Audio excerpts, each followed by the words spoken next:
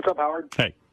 I want to know what happened with Miss Howard TV and Artie at Letterman. Hey, did you bring that chick to Letterman? Yeah. Yes, I did. Oh. She's very nice. Look at you keeping things quiet. Did you cure her vaginal cancer? Oh, she doesn't have it yet, so when she gets it. She's still at your apartment? She won't get it. Did you examine her to make sure she didn't have it? No, what happened when somebody dropped the ball out there, she wasn't, like, I'm glad I sort of re-brought it up at about 2 o'clock because there was an early taping at 3:30, and I said, Ted, what's up with the broad? And he goes, oh, I don't know. I didn't talk to him. What do you mean you didn't talk to him? Yeah, because it's not important to him. Yeah. So anyway, I had my female assistant. It was that, which is very awkward to have her coordinate. Now you have her calling girls. Well, it's hard to have a female trim coordinator. I'd leave that with Teddy. Yeah, but no. Anyway, she was already like home in another borough, and I said. She thought we were kidding. I said, "Of course we're not kidding. What are you? Come on, this is." Yeah, you're hot, and I want you. I mean, this is my full court press, man. All right, so you bring her. So she says she showed up. She looked gorgeous. Right. Shorts, and she dolled herself up, and she looked beautiful. Yeah. And she really, was respectful, and I tried to do all the things like in front of her, like talk to the segment producer. Right. He gave me my notes. Art, this, Dave, like this. And this. Did you have a limo pick her up or anything like that? Well, no. She came into the city, and Teddy met her a couple blocks away and walked her over to Letterman. Okay. And then I made sure that Teddy showed that. I said, Ted, say that in front of her to the security guard, this is a guest of Mr. Lang. Right. And I think he did that.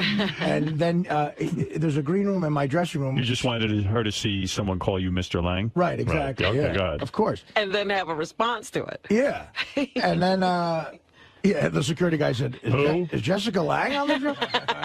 And we went up to... Who is Mr. Lang? Mr. Lang? There's no Mr. Lang here. We went up to the dressing room area. And this could not have been any better. Go ahead. The first guest was Sir Ben Kingsley. Right. Yes. Right. So this guy, who's a good friend of Vinny and mine, he's a nice guy, Tom Bernard.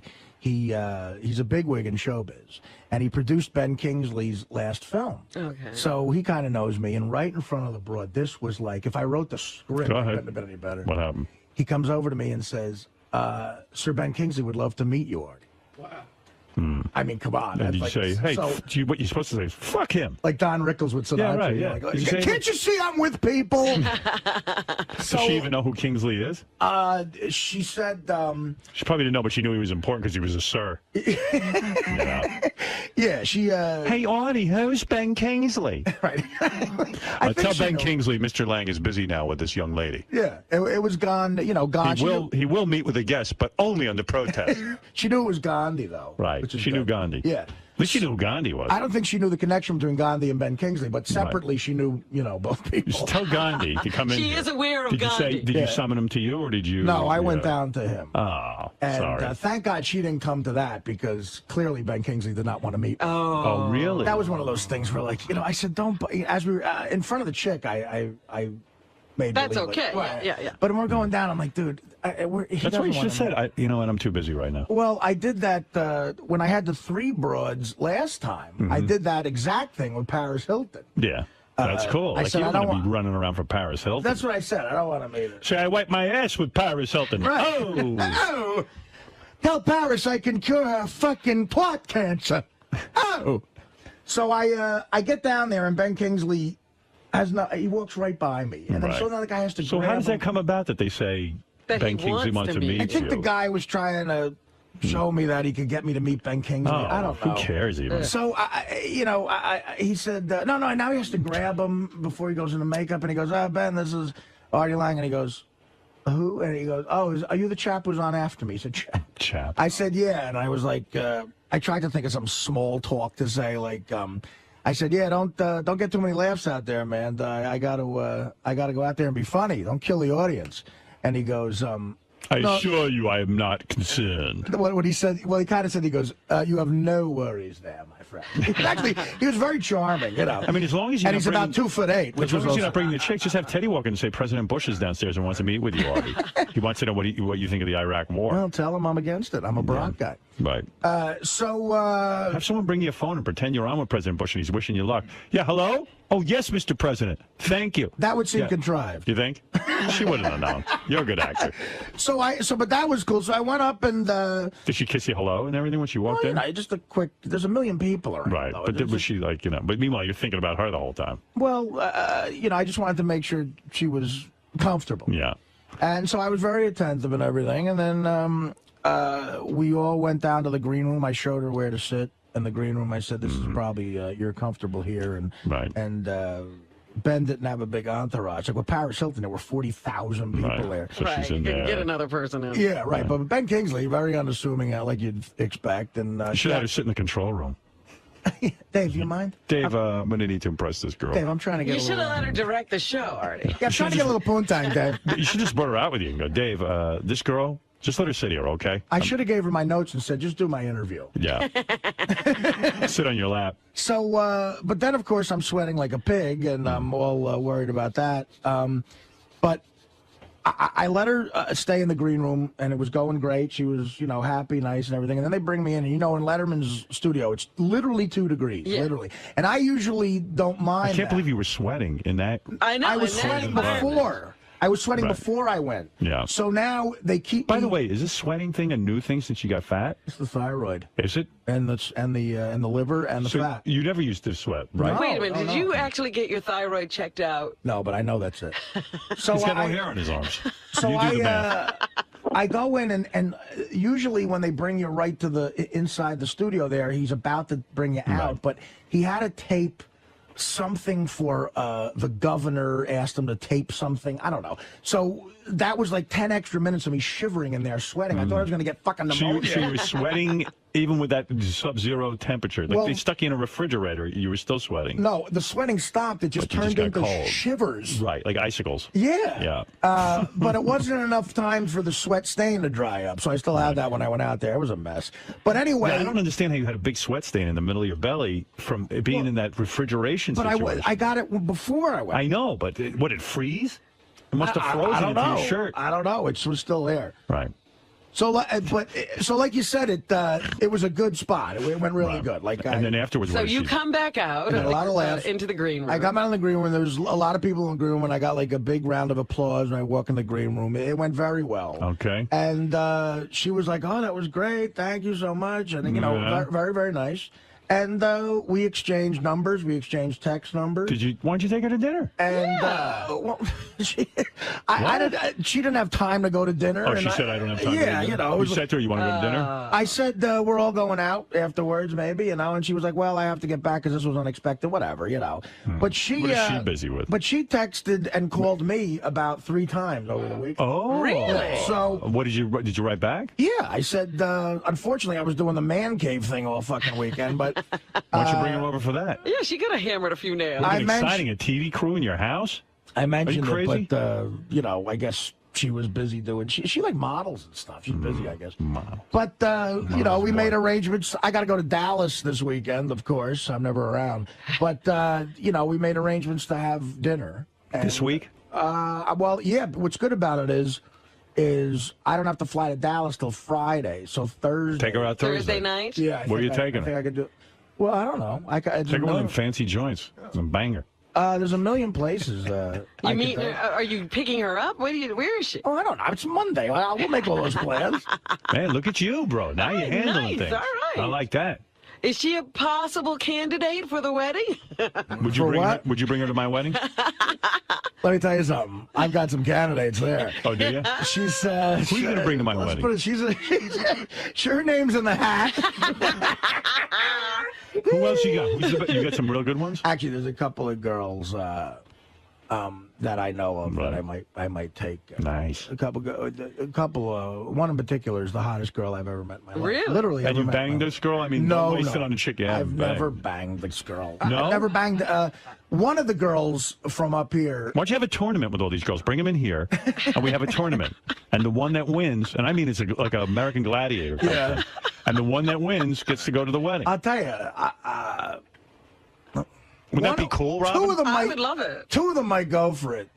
The really hot one, I don't think would. The really hot one doesn't live in the state. That's the problem. But the one of them that I might take up here, I have had sex. Yeah. Why would you? I've had sexual relations with. Why would you consider this for a girl you've never had sex with? Because It might get her to have sex. exactly. You think that'll be the closer? Of course. Listen, Are you think? I was able to bang one of the broads without the By wedding. the way, my wedding's going to be sort of boring because I don't have. Don't worry about it. So I know how to fucking yap it up. All right. It's not going to be boring. So don't, You'll be the only one there bored. What happened to that girl's boyfriend? Is he out of the picture? Does she break? That'll give her time to break up. If you go out with her Thursday, she could break up today. And That's the other thing. She texted me back the next day and said she got like hundreds of emails asking if I took her to Letterman.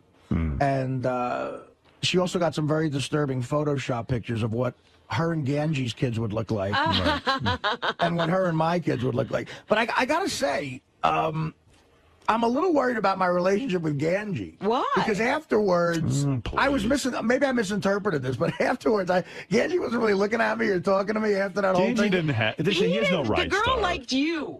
No, but she He also didn't have proprietary rights. Ganji she hits did on- say she likes Ganji too. But Ganji hits on every chick who walks through there. Right. You know, he's just fishing. He can't claim every fish in the ocean because he's got the pole in the And water. she, from the first time she walked in here, she had a thing for you. Really? Yeah. Because listen, the boyfriend thing is another question mark. I don't know what's going on Right. there, but the way we were talking, it This didn't one's for you. seem like she had a boyfriend. This one's yours.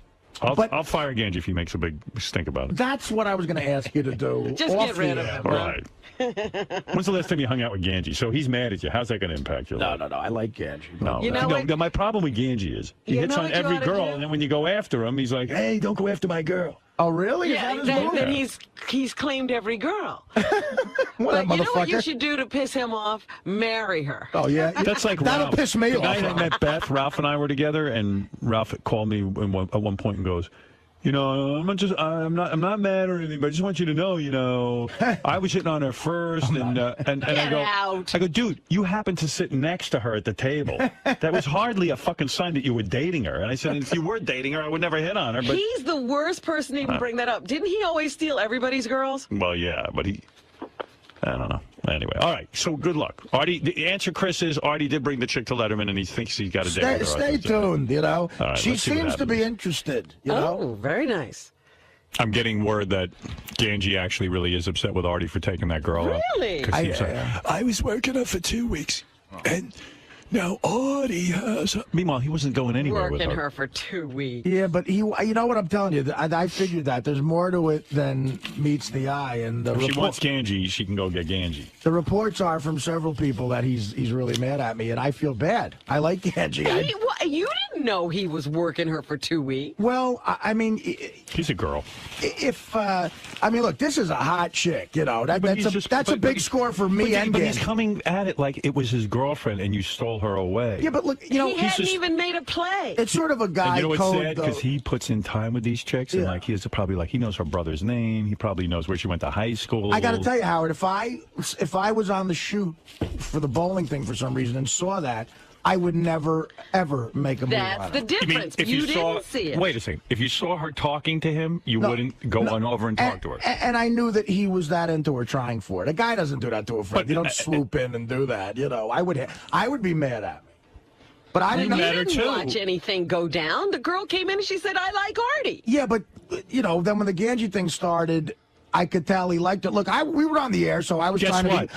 be funny. I was like breaking Gina balls. Lola Brigida. Should I be mad at her husband? Well, she's too old for you. No. I mean, I don't know. I'm trying to think of somebody. No, Yeah, I that know. was some name to call I you. get. I understand, but like, I met a dude that went out with her. if you're really into a chick, I like Miss September yeah. from Playboy. Right. Am I mad at her boyfriend? Look, I saw her in a magazine. I think it's different. I don't think it is.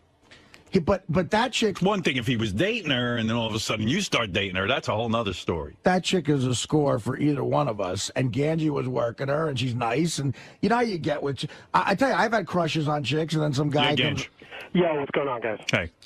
So I'm not 100% mad at Artie. I mean, I love Artie. So, What I mean, percentage are you mad at her? And don't downplay it here on the air because I got the inside scoop. You were pissed. No, I just hope Artie knows that, like I'm still, this is not, I don't want to make it a competition. This is not a competition between me and Artie. But you're still into her. Yeah, no, absolutely. So you're going to still continue to try for her? Absolutely. Okay, well then you know what, Gange, I am going to bow out of this. Oh, no. I am. You do your thing, man. But he's not going to get her. No, I know for a fact she likes Gange. He's not going to get her. She likes him like she likes her father and brother.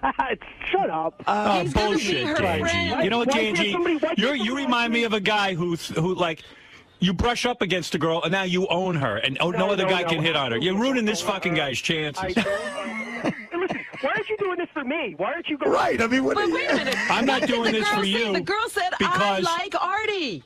Hold it a second. I'm doing this because you should go out and get her, but don't lay some trip on Artie. Listen, She ain't with you. She knew you for 2 weeks. She didn't have any date, and you're such a fucking pussy. You never even asked her out. Artie asked her out. You're a fucking pussy. I seen you with chicks. I'm not a pussy. Did you ask her out? No. Okay, No, that right. case closed. You're hanging around her for weeks. You're going to be her best friend, and it's I'm going not trying nowhere. to be your best friend. You're going to be her Stop best it. friend. I'm not. That's not my intention. No, but me and Gange, You just cost this chick 6 figures.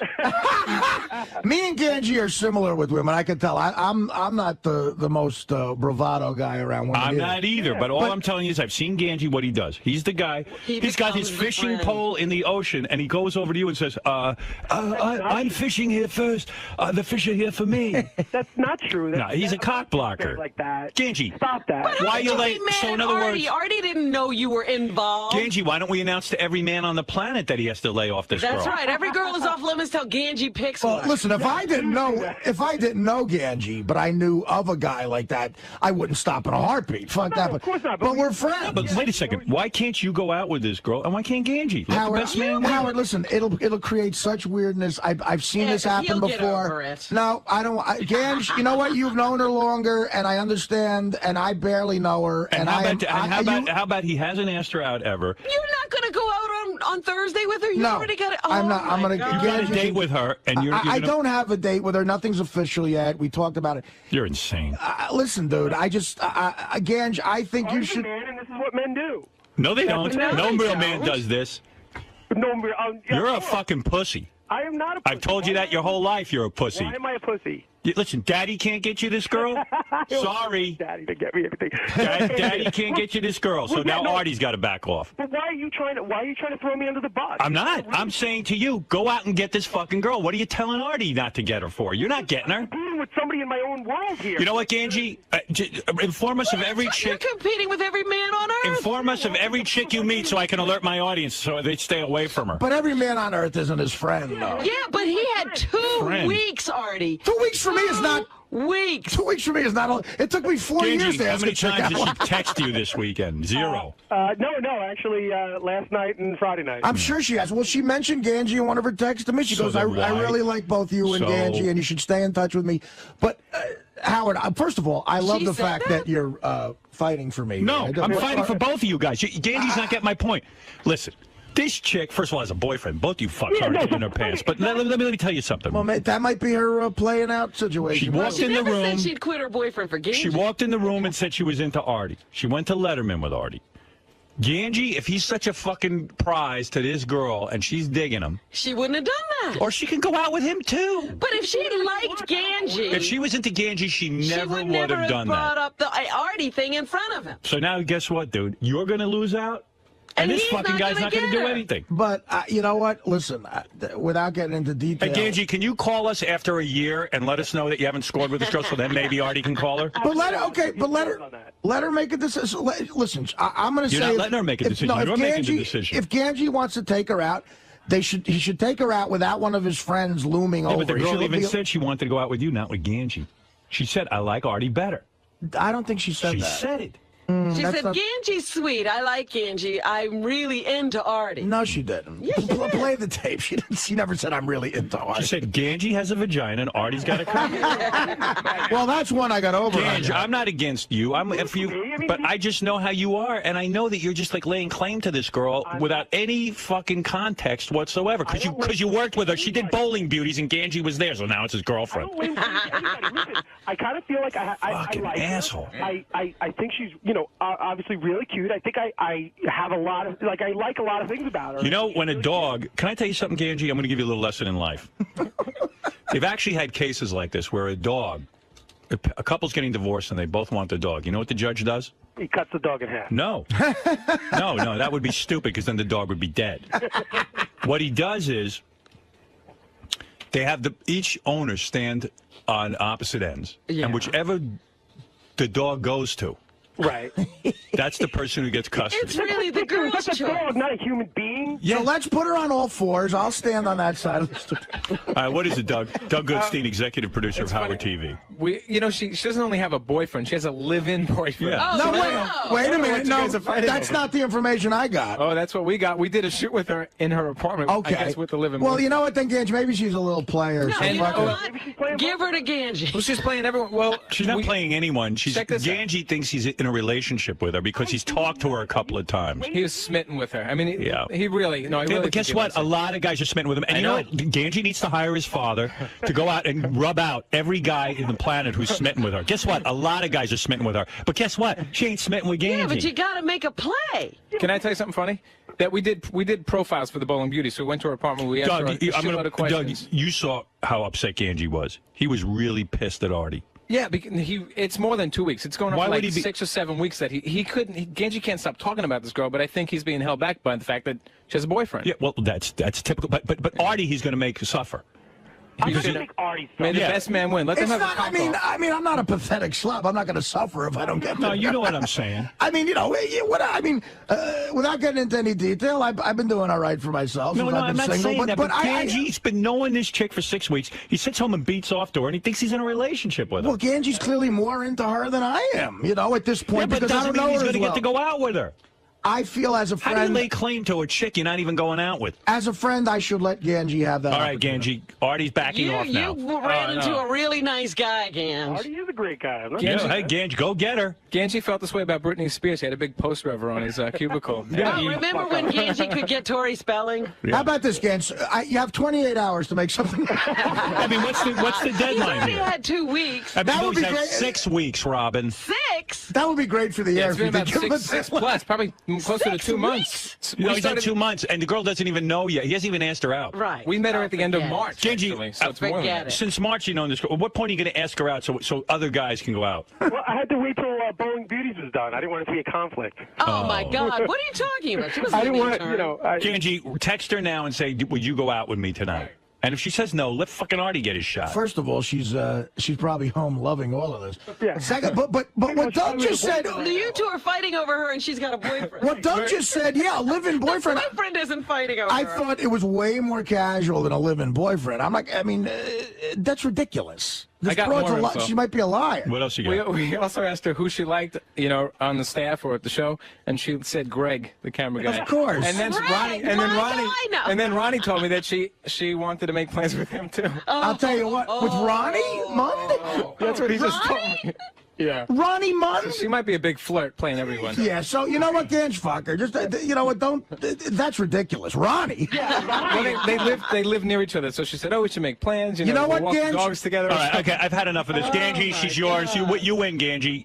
You got the prize. There you go. Artie's backing off your girl. Thanks, Artie.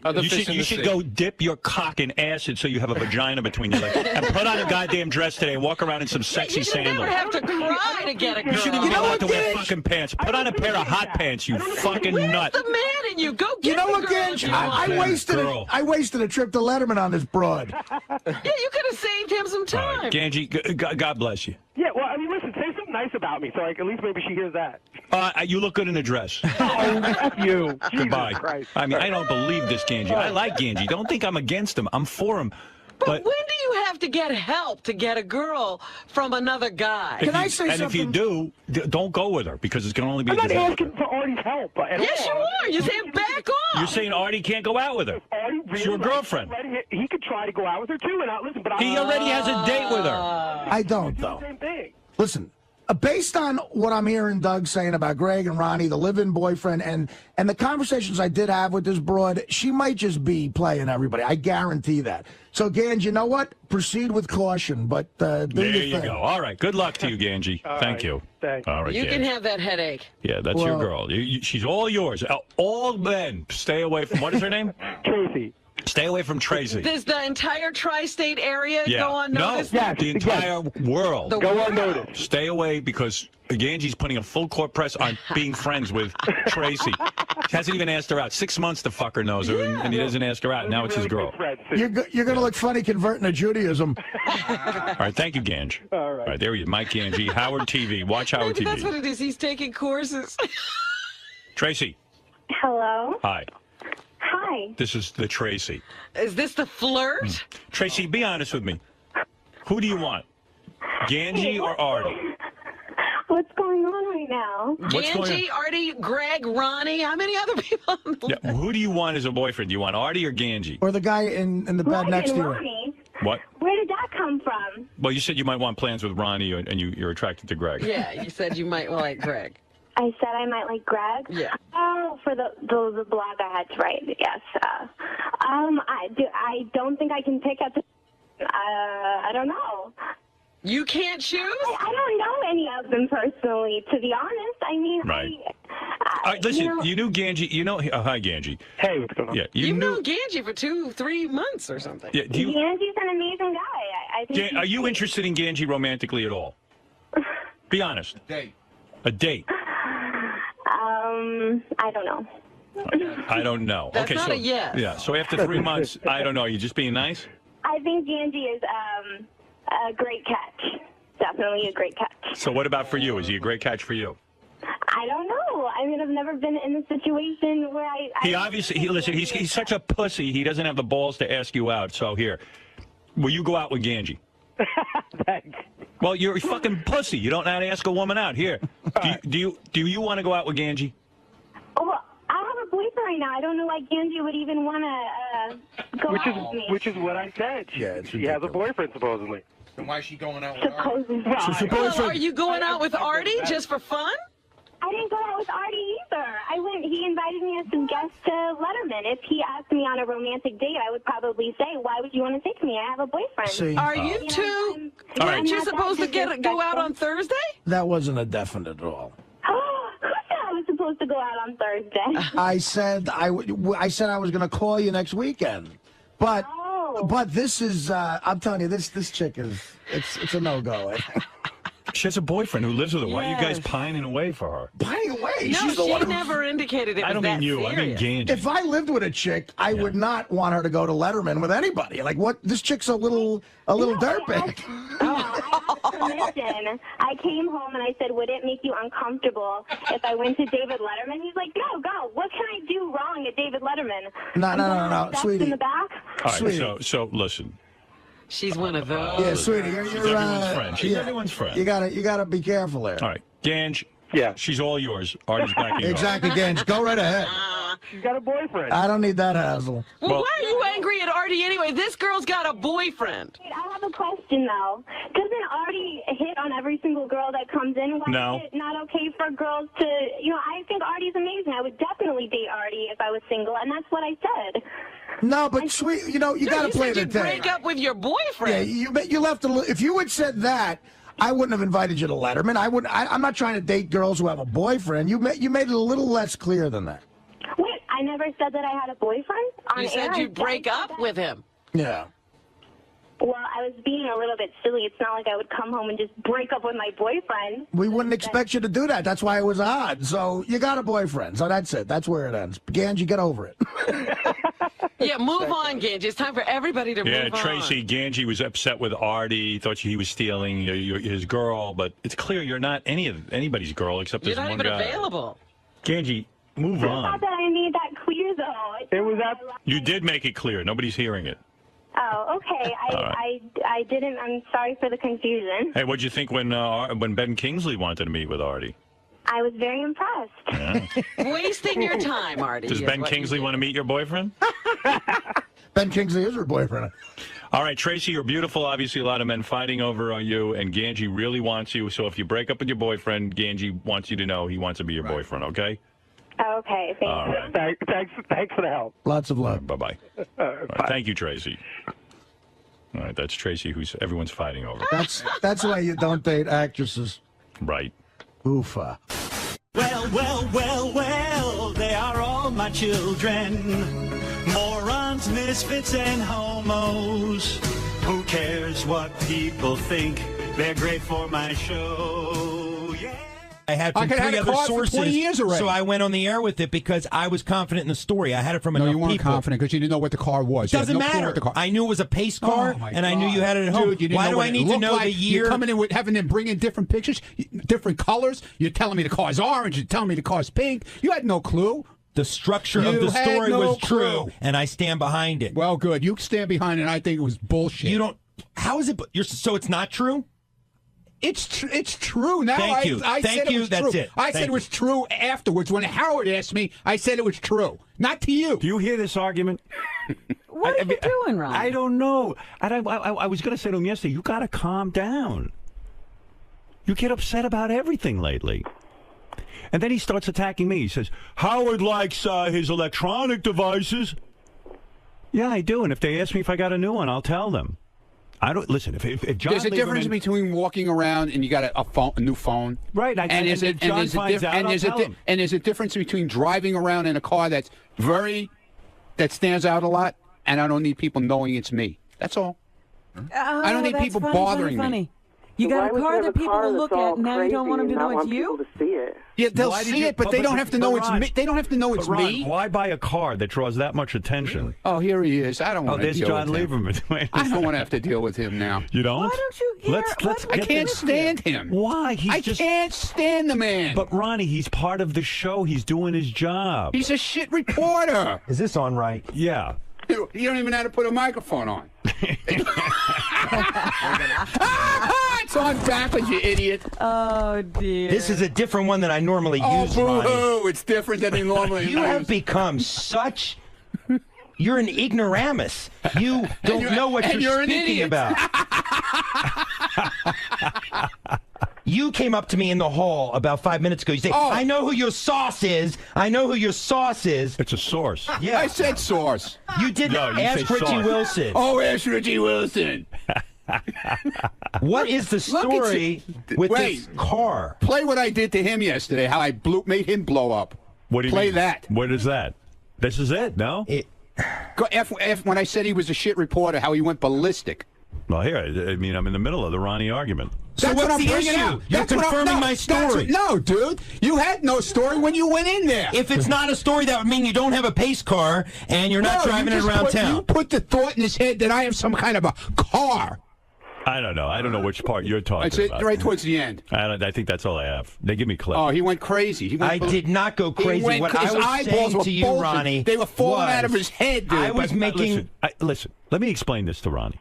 The reason we hired him, I don't care, is because I don't care why you hired him. Yeah, but you're working. I don't here. like him. Yeah, you don't. You like don't have like to you. like me. I don't like you. you. Don't have to like me, but you can politely say no comment. But you see, when your reaction is so out of bounds, that's all I have to say.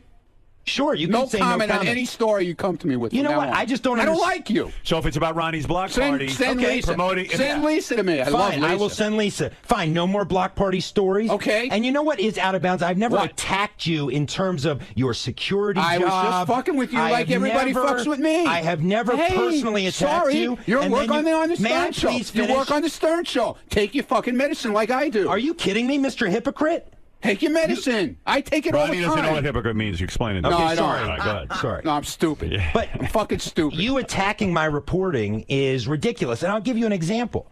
There are a number of you because you sound like me now. When I go up to Gary, and I ask him a question, he is forthright. I say, Gary, because all the stories you do on Gary are, no, because Gary's running for park recreation man. Gary, let me give you an example of a story I did yesterday that Gary didn't want reported. I say, Gary, I heard you were in a car accident. I had two sources. What happened? I had two sources telling me it was an accident. And you know what Gary does? How come he killed the story? It was on the air yesterday on Howard 100 News. You don't listen? No, I hate the news. Oh, so you can criticize. I don't like. I don't like the stories. I don't like your stories. Okay. I only listen to Lisa's stories. And Shuley. They're the greatest. You know what? Reporters. When we Shuley's even awesome, Scott DePace, Shuley is the best reporter, man. He's even funny when he does his stories. What about even Scott DePace? Yes. When I confronted him yesterday about some allegations that I've been hearing. I know what you're talking about.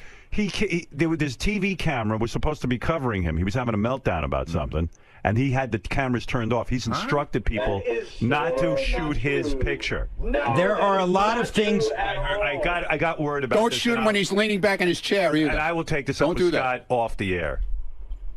Hey, bring it up because, dude, there's no truth to that. Let's go. Alex. Well, here are what my sources say. My sources. Here he goes again.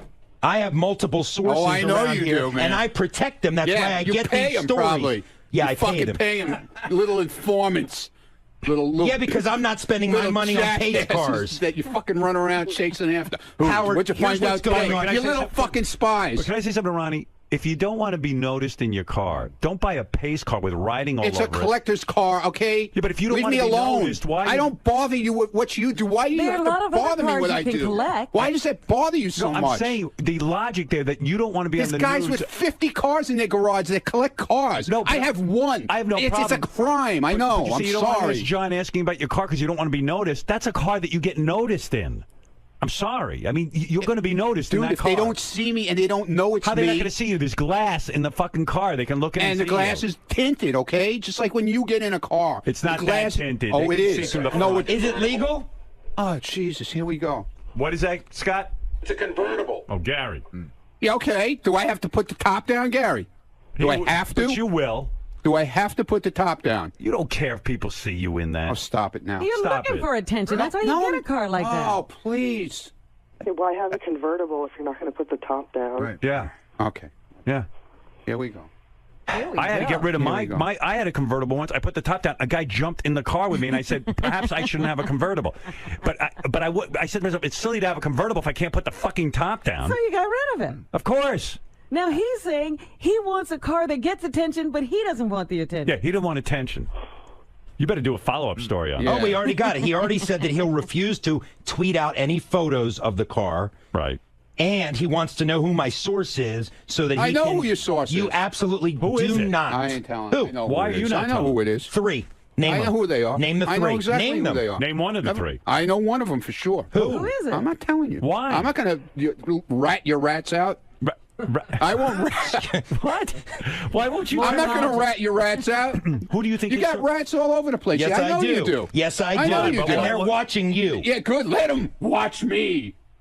Who gives a shit? Let them watch me. You give a shit. Look at you. I'm just looking at you. I'm I looking can't at believe you. I'm seeing a grown man upset over a pace car that got out on the air. I don't like you. I told you that. I told you that in the hallway. And I told you you do not have to like me. You don't have to like me, but you can say no comment. No I've had comment. many other people not like me. No comment, and I don't like you. Isn't it okay to rat a rat out, though? No. And give your idea on who it might be? No. Why? Why are absolutely you not. protecting them? Why should I? You're protecting his source? Because I'm not like that. I don't rat people out like he fucking rats people out. I never rat people out. Okay. I never give up my sources on anything like this DePace thing. Let me tell you about this DePace thing. Go ahead. I have people running. Everybody knows about that. The whole hallway knows about what he's went got down. a report on it. I have you people know about it. I'm not saying anything. It's All not right, so my. let It's John not my say it, business.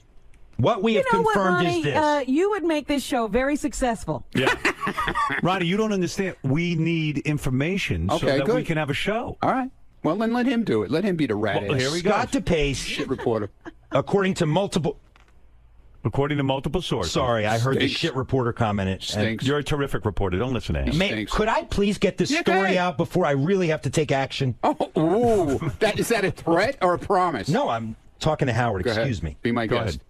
multiple sources, Howard, say that Scott DePace has set rules in the Howard TV control room. I heard he that. must be notified when he's being shot by a camera because, in part, because he doesn't want any unflattering images of himself on the Howard TV behind the There's scenes. another guy For example, when who he's doesn't understand how we make a living. For example, when he is sitting back in his chair. Thanks, Scott, for taking the heat off. He doesn't want those moments captured. And in fact, I have confirmed he shined a mag light in one of the cameramen's cameras because they were trying to get a shot of him yesterday. Has everyone gone nuts around here? And he called one of his producers. How are we going to make a living? You did call one of the producers back there unintelligent yesterday as well. Is any of it true?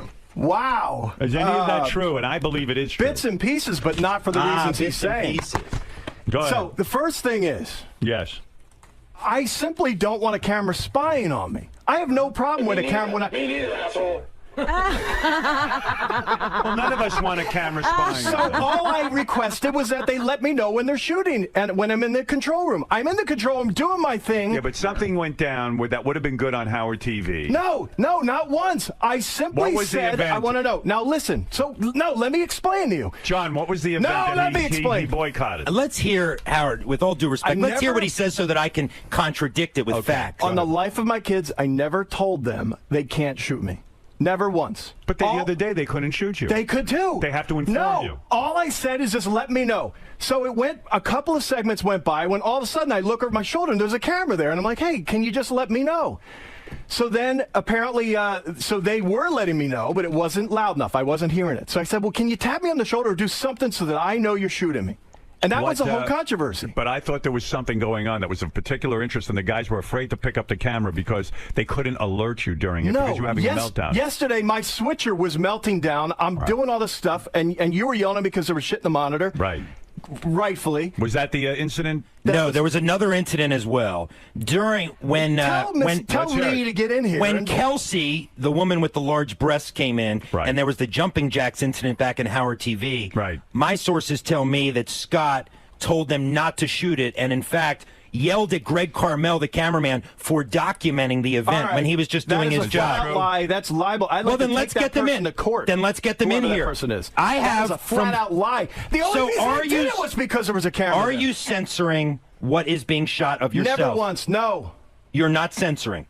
Can I ask a question? I got a question. Not that I'm aware of. Scott, if you get into an argument with somebody, yeah. Somebody doesn't have time to tap you on the shoulder, but it's interesting. Will they get in trouble if they shoot? No, I'm talking about that is not what I'm talking about. I'm talking about when I'm doing my job and over my shoulder there happens to be a camera there, and not when I'm arguing with someone. That's of course fair game. Nobody shoot it yesterday when you were having this huge argument in the hallway, and Jason went out, and everybody was afraid to shoot it because they were told they can't shoot you. What is this? All right, listen to me. Listen to me. Yes, Doug, what do you want to say? Bring one of these people in here. Is this one of them? That's one of them. No. I'm actually going to defend Scott. Listen, let me say something. Never mind your defense. Here's what I'm going to say. Well, I'll tell you what I got to cut through the bullshit. He's not interested in that. Everyone, cut the bullshit. None of you are superstars. I am a superstar. You are not. The reason people know your name is because of me. Why do they know your name? Because we make everyone part of the show. You don't pick and choose what you can be part of. Get the cameras on, and let's go, baby. Can I just tell you what happened? Jason saw this fight, part 2. Now, I don't know why John, the great reporter, is not reporting that he has this all on. He was in there with the microphone. They had part 1. It was all on camera. It was all on. He recorded it. So they picked it up in the hallway after the show, and I guess there just wasn't a camera around. Why don't I have the tape this morning? I don't know. In other words, if anybody else you'd be, Gary, you're not going to believe this. Jason and John Hine had a huge fight. Here's the audio. Good point. Why is it not being shown? I think you're going to be bored. Is there an edict, Doug? Why didn't you do this? Is there an edict? I did the story yesterday on Howard 100 News with Lee versus Scott. But is there an edict that Scott cannot be shot in unflattering positions when he's leaning back in his chair? No. Well, I don't think I want to be shown that way, and if I knew a camera was on me, I probably would straighten up. Of course, I'm not an idiot. And that's the point here. The point, what Gary is saying is, cameras can shoot Gary ad nauseum, but you are putting rules on what cameras can show. Well, if that's true, then tell Gary to turn that camera on 24/7. I want to see what he's doing in his office. It's on all the time during the show. No, it's not. He hits a button and it goes on for 10 seconds. That's after you fucked me last year. But also, All right. Lieberman, you got this one wrong, pal. I did not get this one wrong. I totally stand by this. All right, as long as it's straightened out now. Yeah, sort of. Everybody's a superstar right here. Ronnie doesn't want to be asked questions. They're all going no access. No access. No access. We won't have a show anymore. Never said it. Lieberman, good job. Thank you. Bullshit. Good job. Bullshit. No comment. Scott. Well, I got King of All Blacks wants to comment. Thank you, Red Gypsy. King of All Blacks, yes. Yeah, Ronnie and a couple other people up there, they want to be you, right? But without the criticism. Right. Like, they just want to chill and be a superstar, but they want to be you. Like, because it seems like you don't get any criticism from people. Right. So they want to be like you. And, right. And what's going to happen eventually is that they're going to grow a hatred to you. Right. King's on track with this. Yeah, you know I'm always on track. Not always, but this time you are. Yeah, I was like, boy, he's making sense. Yeah, I mean, look at this guy. All of a sudden, he's making sense. How's my phone sound? The phone not is that great. It's not great. I don't know why, but thank you, King. All right, Mark, you have the last word on this, and then I really do have to take a break. And then we'll do a nude workout and a lot of other things, Robin. If you get undressed during the commercial. Yeah, okay. Yeah, smart. Everybody else, too. Yeah. No, just you. What is it, Mark? I love you, Howard. I got to say, Ronnie seems to be a bit insecure. I think he realizes he might be in over his head, and he's pedaling desperately to try to keep his head above water.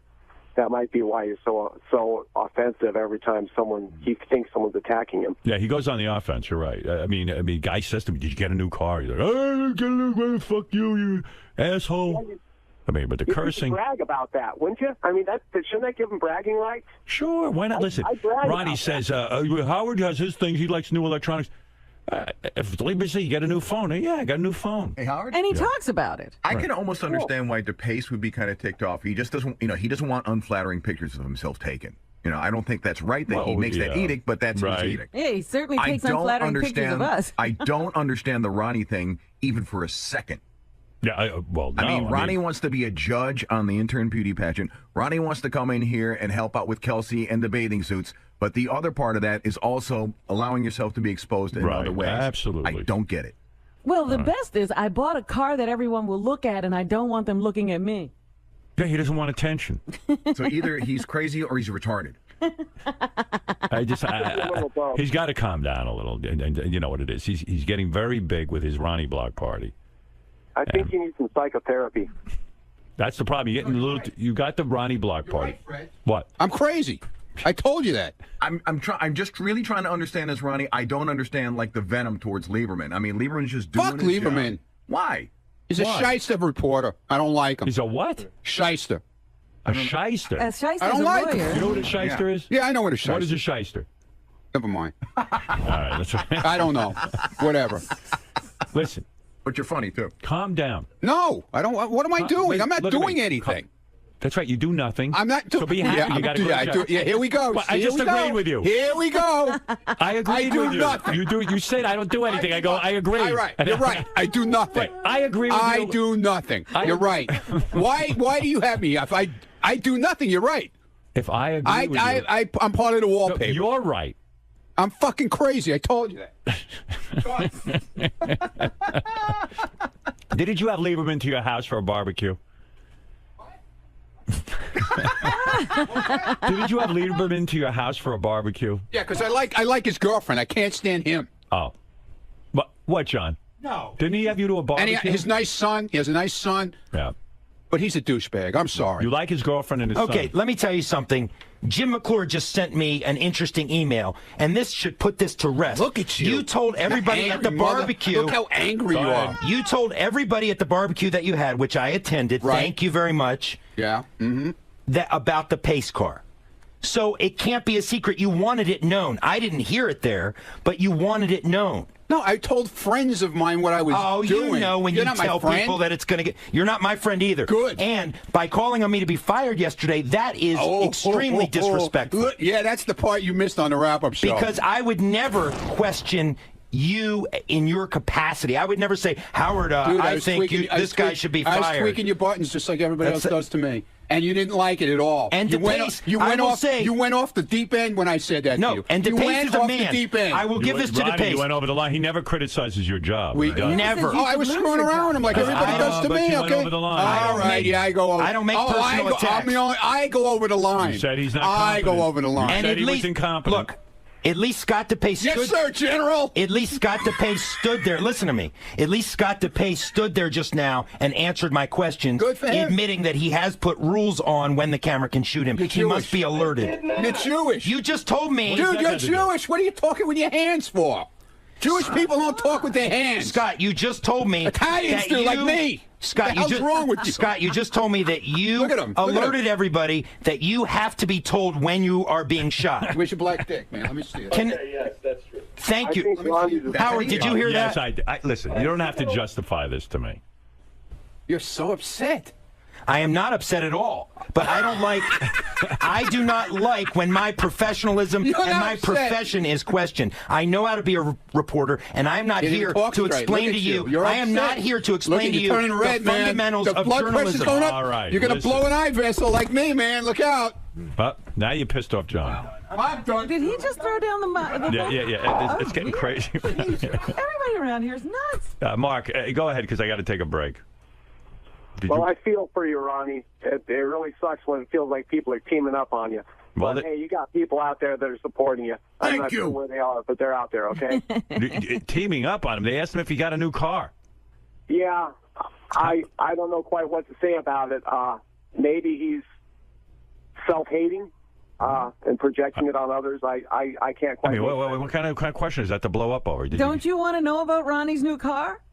Yeah, but he certainly doesn't want me to. That's But he's driving around in a pace car. I mean, he's not in the Indy 500. That's like waving a flag. I mean, that's like me going out in my Fartman costume saying, please don't comment on what I'm wearing. It's like skywriting and saying, please don't read the note. Right. I mean, what is that? It's like a woman walking out with Band-Aids on her nipples I'm and going saying, to walk "Don't out of stare my at my house. tits." I'm going to walk out of my house naked and then say, please don't comment on it. I mean, what is that? Yeah, Matt, go ahead. Yeah, if Ronnie can't handle jokes about his pace car, how's he going to handle all the jokes after Richard blows him? Because even if Ronnie takes the joke, he's going to get jokes about it for the rest of his life. All right, thank you, Matt. You had the last word on that. I'm telling you, we're getting into a weird area with those two in a funny way. So it's out there. So Ronnie's doing this weird move. Ronnie's just leaning against the wall, and Ronnie's at the far wall, and Lieberman's over here by the green room, and they're just yelling at each other. And Ronnie's like the guy in the movie, like the gangster, like flipping the coin. He goes, "You're a shit reporter." And I don't know why, but Lieberman goes, "Fuck you! I'm not a shit reporter." I'm telling you, it's getting weird. Oh my God. Do they know that? It's completely repetitive, by the way. Like you could go out there an hour, and the conversation will have not changed at all. Started up again. It's like that Star Trek. But Ronnie has figured. But here's the funny thing. Ronnie has figured out if he calls him a shit reporter, it gets under his skin. Right. But Ronnie can't. We talked about this on Rapid. Is that Ronnie doesn't understand how you rile him up to get under his skin. He doesn't. No, he doesn't like me. I go, but you don't really not like Lieberman. You're just fucking with him. He goes, I know. It's very interesting. John, why did you finally crack with this Ronnie nonsense? What pushed you over the edge today? Calling me a shit reporter. I only speak the truth. But you're typically able to separate the two.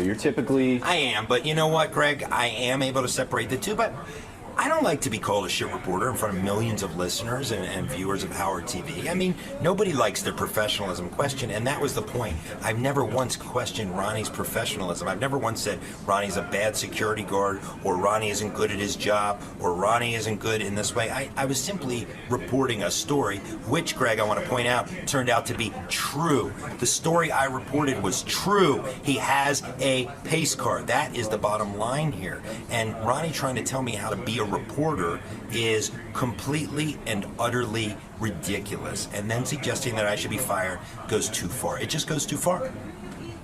What do you think this speaks to, and why would Ronnie take these roads? Why would he go down these avenues? Because fuck. Because when you have no defense and you're backed into a corner, you scratch and claw your way out. And that's I'm always watching you. Exactly. But this Ronnie thing is not going to end because the reality is, when you break it down, he knows how to push my buttons and I know how to push his. This may go on forever. Just remember, I'm here behind you, man. I'm always around. Watch those cupcakes. He's put on a few pounds with the cupcakes. He's worried about me watching cupcakes. You should be watching the TV screen, man. Is it safe to say that the honeymoon is over? That your that your little golden era that you enjoyed my the first 1 year. year? You know, this week marks my 1 year. I think the honeymoon, or maybe it was, it marks my 1 year. So my honeymoon's over. But you know, at the end of the day, we'll just have to see what happens moving forward. Keep up the good work, John. It's a sign of your solid reporting that you've started to crack some of the team members around here. Thank you, Greg. You're next. Sucks. Ronnie. Yeah. You get a special kind of kick out of when you get a rise out of John Lieberman or any of the news reporters. You know, everybody's got their guy they pounds on around here. I'm one of the guys that gets pounded on by everybody. So you know what? I like giving it back now. I like it, man. I'm pounding. No more punching bag. I'm pounding, man. You're doing the punching. I found my punching bag. And now I know how to get to him. I know how to get to him, man. Could you close that door, please? Why did this story in particular get to you? I mean, there have been far worse things reported about you than having a pace car. I just want to be left alone. Leave me alone when it comes to that. But don't you Do you want people following you around the fucking street? Well, of course not. But don't you think? I mean, I don't mind. I like people. I like doing the comedy shows. I like going out there and seeing everybody. But I don't need them following me around in my car. Do you get my point on that? Do you not like? Do you get my point on that? I thought that was a rhetorical question. Do you get my point? Yes. That's all I'm asking. Yes. Do you get my point? Yes. Never mind. You're like the rest of them. Why did this story in particular really set you up? There have been far worse things. I just told you. What don't you understand about that? I guess I didn't get your point. What don't you understand about that? Yeah, I guess I didn't get it. I guess not. Have a lovely day, please. All right, Robin, let's hear from John Hein. John Hein, what's on the wrap-up show right now? Scott DePace denies that he must be notified when he's being shot on camera. Yeah, everyone's got rules all of a sudden, but we're going to clear all that up. Edict in these parts. Just keep the. I am the boss around here. Keep a camera on him. That's it. No more rules with it. Everyone has special rules. Tim all of a sudden goes, "Don't tweet this. Don't put this on." This one, Doug Goodstein has the rules. Everyone's got rules around here. This is how we make a living. If you don't like it, you should work somewhere else. So can we put a camera on you when you don't realize it's there? There's a camera on me all the time. No, but when you don't. When I'm doing the show, during the show hours, there's a camera on me all the time. That's it. Wait, what do you? I never once said it can't be. I just want to know when it is. It's on you now. It's on you all the time. Now you know.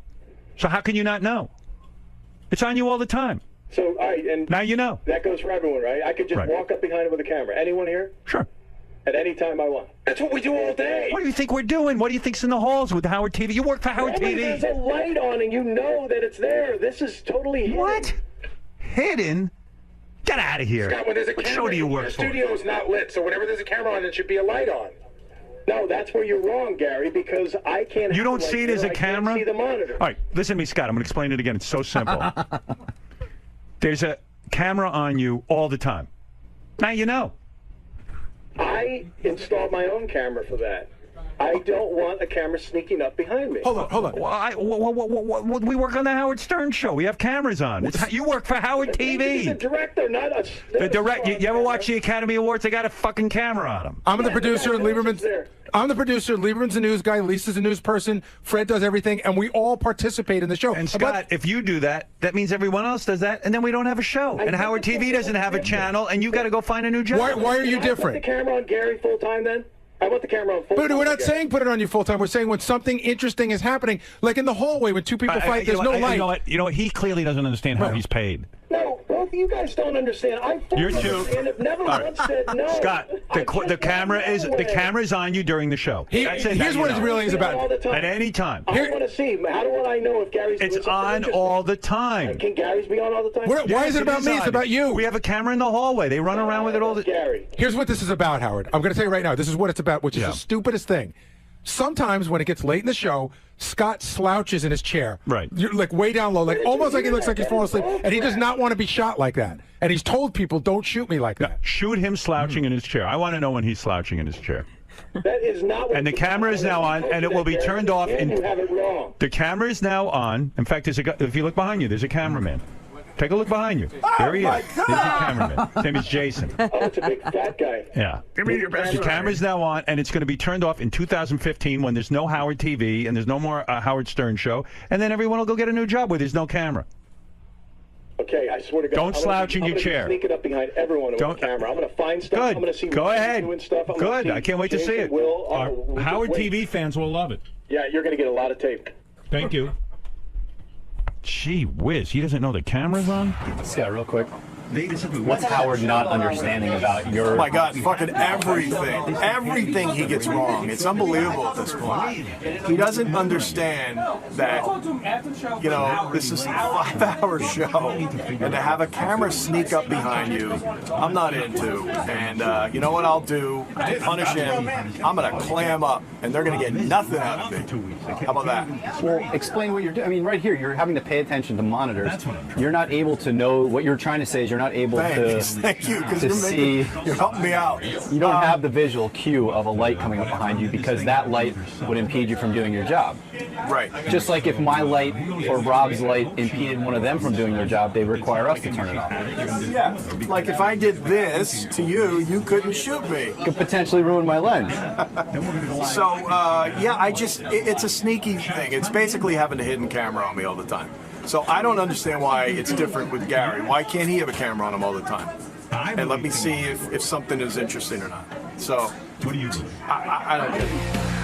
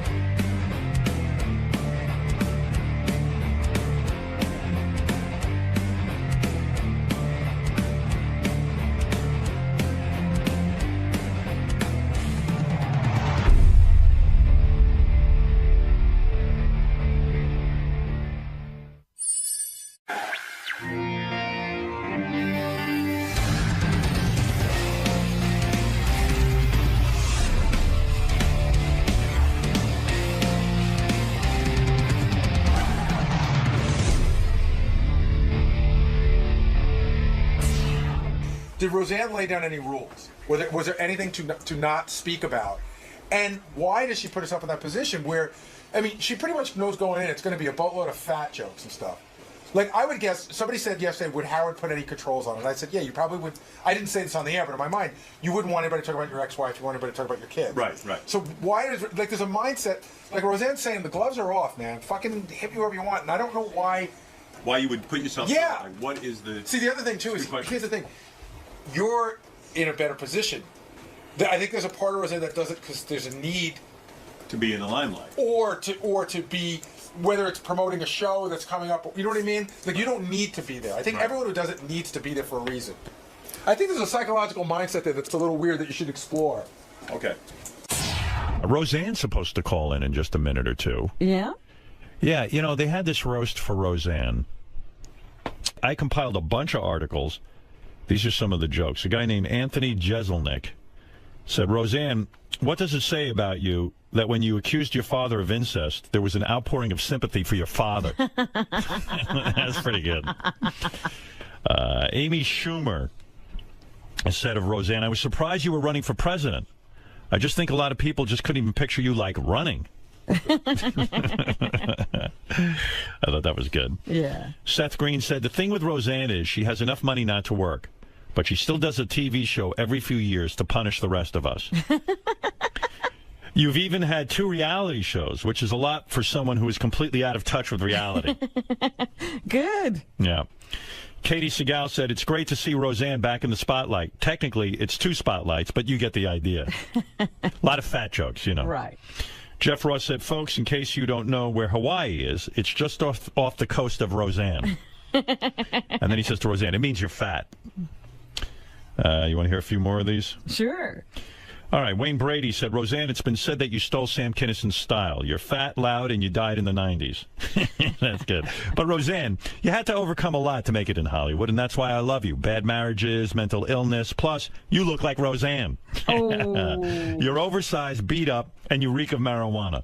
You're kind of like Willie Nelson's tour bus, except people still want to ride that. I think that's real strong. Carrie Fisher said, you're a follower of the Kabbalah. How embarrassing for you.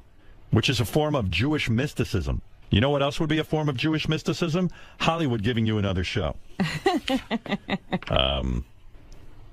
Let's see what else. Gilbert Gottfried. Tonight it's our chance to end the reign of Rozilla. Forever. Evidently he kept referring to her as Rozilla. Rozilla. Everyone grab your torches and lead her to the pit.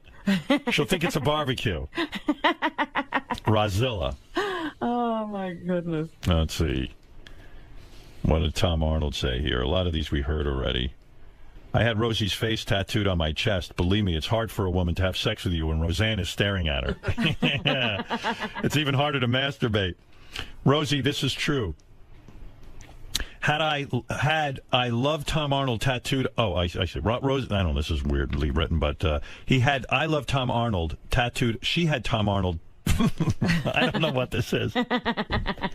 Rosie had I love Tom Arnold tattooed on her hip, which made me the 4th largest property owner in California. Oh. I knew there was a good joke in there somewhere.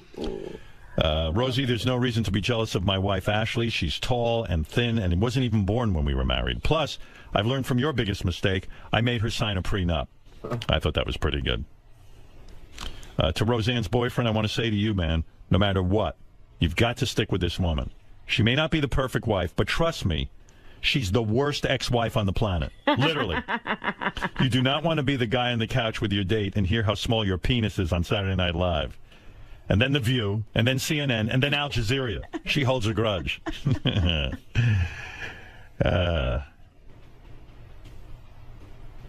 Recently, Roseanne got in trouble for wishing cancer on a Chick-fil-A customer. But you guys can all relax. If she had the power to wish cancer on anyone, I would have been dead in 94. All right. Not so good. Well, Anyway. maybe it was his delivery. Maybe he had a better delivery than I did. All right, Roseanne's on the phone. Oh, good. Hey, Roseanne. Roseanne? Yeah, hi, Howard. You okay, baby? Oh, God, it's early. I know. I'm so sorry. Where are this you? early. Still out I'm in Los in Angeles? LA. It's like 5:30. Hey, can you swear on this show? Yes. Oh, fucking great. Yeah, you can say whatever you want here. There's complete freedom of speech. Roseanne, why would anyone, especially a woman in your position, why would you put yourself through a roast? Seriously, from a psychological point of view, I mean, it's endless fat jokes. Like, I was even thinking about it for myself. Like, if someone said to me they want to roast me, I don't think I'd want to put myself through it. Why? It's fun. Is it, though? I mean... Well, it is. I mean, I'd say that over the whole... It was... Christ, it took about 3 hours to film it, you know. Right. But, you know, when it was up and running, there's some damn good jokes, man. You know, it's good to laugh at yourself. It's, you know, it's kind of a test to see how sound you are mentally and spiritually and everything else, like a warrior thing. And I knew I could do it. And, you know, But could you really... But Roseanne, did you lay down rules? Like, I think if I had to be roasted, I think I would lay down some rules. I would say, look, I don't want you talking about my kids. I don't want you talking about... Even I wouldn't even want them talking about my ex-wife. I wouldn't, you know what I'm saying? I do, and I did. Yeah, I asked them, you know, not to make jokes about certain things about me, and I asked them to make sure that they didn't, you know, do the, you know, the stuff the kind of jokes they like to tell about any woman. I told them to class it up, bring it up to first grade, guys. All right. When you say you laid down rules, what did you specifically say to lay off? Well, don't talk about women's body parts and their smell and all that friggin' ridiculous kind of snake-like joke that a lot of guys think is funny, you know, and it's not, because there were a lot of women up there. So I just asked them to class it up, and you know they did. They did a great job. Because then it's too easy. Is it like like sometimes? No easy. Yeah, well, don't talk about no shit jokes. You know, when I did Roseanne, that was my rule.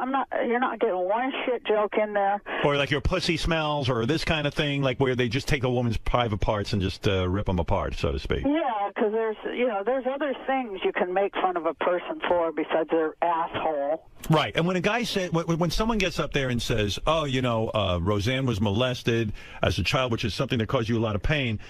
Roseanne was molested as a child, and I feel so bad for her father. You know that kind of thing. That didn't sting a little bit. Actually, I told him don't do if you're going to do any jokes like that. Don't have it be like like Sandusky would laugh. Right, like where a guy would think, "Oh yeah, it's okay to molest someone." Yeah, but the one that, they did, I guess they're going to take it out. They've been real nice to me, and, of course I wouldn't have done it if they hadn't listened, but, right.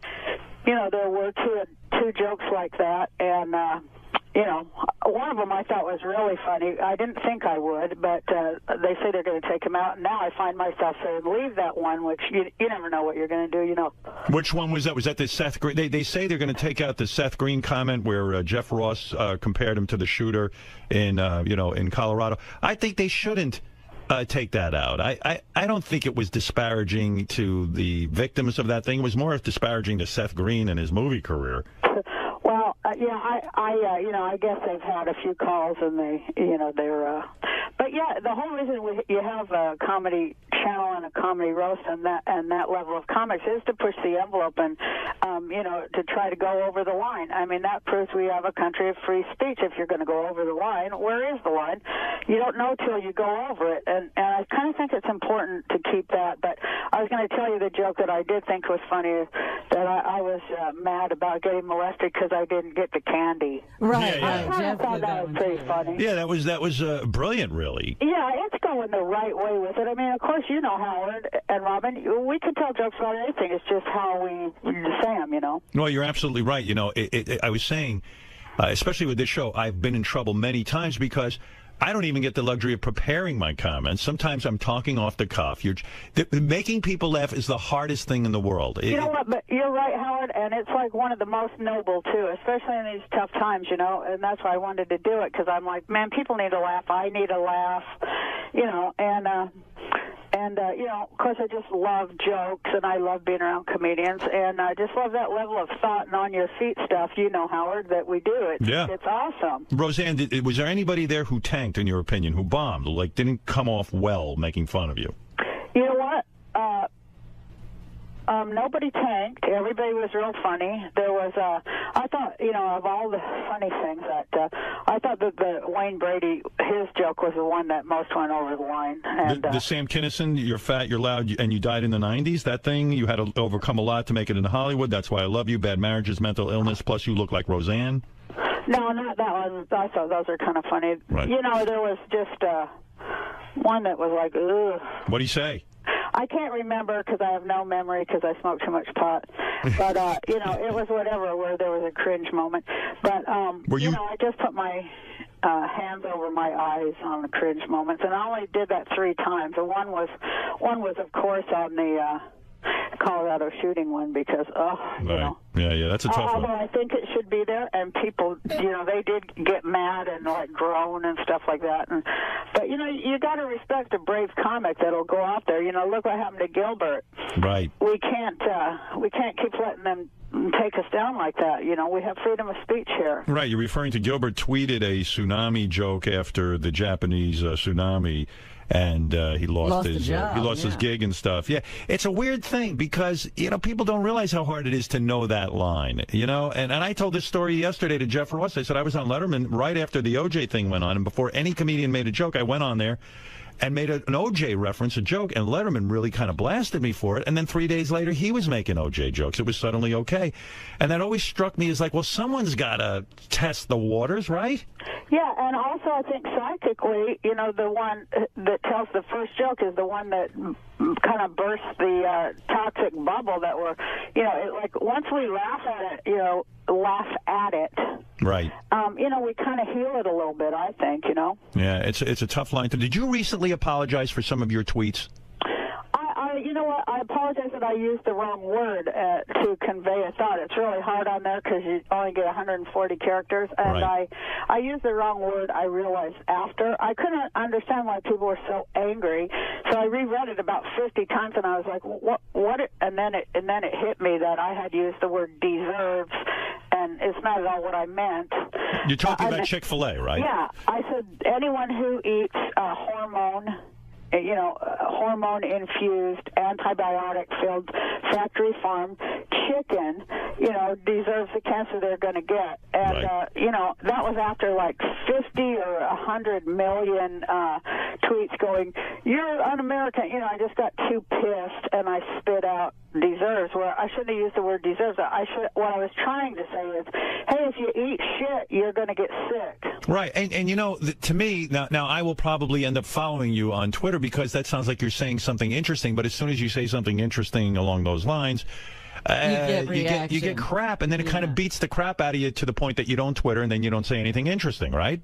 Yeah, I take a break once the idiot factor, reaches tipping point. I just walk away for a while. And with the Chick-fil-A thing, I can't believe how many people don't understand. This isn't a freedom of. No one's saying the guy from Chick-fil-A can't say what he wants to say. Well, he's trying to spin the shit, and say now that it's freedom of speech. It is certainly not about that. That's right. People in America, they can't friggin' name the shit. They can't be accurate and name the shit anymore, and then people make sure that they can't. No, yeah, it's subterfuge. The guy from Chick-fil-A, what I'm saying is because I believe people have a right to get married and gay people have to have a freedom should feel as good about themselves as anybody else. They're saying, hey, listen, why should we support Chick-fil-A if they're going to be like this? Right. I mean, the dopey guy should just keep his mouth shut and serve the stupid chicken. I mean, that's any good businessman knows that. Don't give your political views. Yeah, especially when they're that extreme, and they include, like, deporting gays. I mean, it's not just about gay marriage. He says it is, but that guy, Mr. Cathy, he gave $5 million last year to these real extreme anti-gay things that say that, that gays should be deported, among other things, and that, pretty much hate speech, setting them up to get, attacked on the street. Where does he suggest we deport them to? The moon? I mean, he doesn't have any gay people? Where's the gay state? Here's what's the problem with a guy like that. He doesn't know any gay people. He doesn't have any gay relatives. He might even have a gay child. Well, his name's Mr. Cathy. That's what cracks me up. Yeah, Cathy. Well, maybe that's it. He's a little sensitive. Maybe he's trying to show how manly he is or something. I don't know.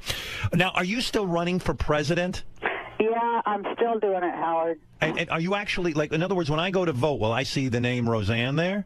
Well, that's what it's really all about. The reason I'm doing it, Howard, is because it's about ballot access. Now, the party that I was elected, we're on the ballot in 14 states. The point is that a party, other than this two-headed monster, this two-headed Republican monster, there should be a third party that people have a real choice, not two sides of the same coin. Like, okay, both Romney and Obama work for Wall Street. People should have a choice of a candidate who does not. And so, that isn't even on the ballot in anything but 14 states. What is the party? That's what I'm trying to increase. What is the party you're with? Peace and freedom. And in other words, your point is if I can get this peace and freedom third party on more, you get a certain amount of votes and then automatically it gets added to the voting booth. Right. Well, my point is that people should have a socialist choice at least a conversation. It should at least be included in the conversation, since it is the thing that saved this country after the last time Wall Street fucked us. If you so when you go into the voting booth, are you going to vote for yourself or will you vote for Obama or Romney? Well, everybody has to ask themselves big moral questions, and of course, I plan to vote for myself because I do think that I'm the only candidate who isn't bought and sold and full of shit. And but it depends. Of course, even though I think they're basically the same, I think Obama's better than Romney. I think that he's 2% better. Mm-hmm. What if you actually? What if something bizarre happened and you actually become president? Then this country would be on its way to prosperity and peace and freedom. If I was president, believe me, there's no way that I know exactly how to fix every problem, and I know exactly how to do it, and I do it immediately, like they did it in Iceland.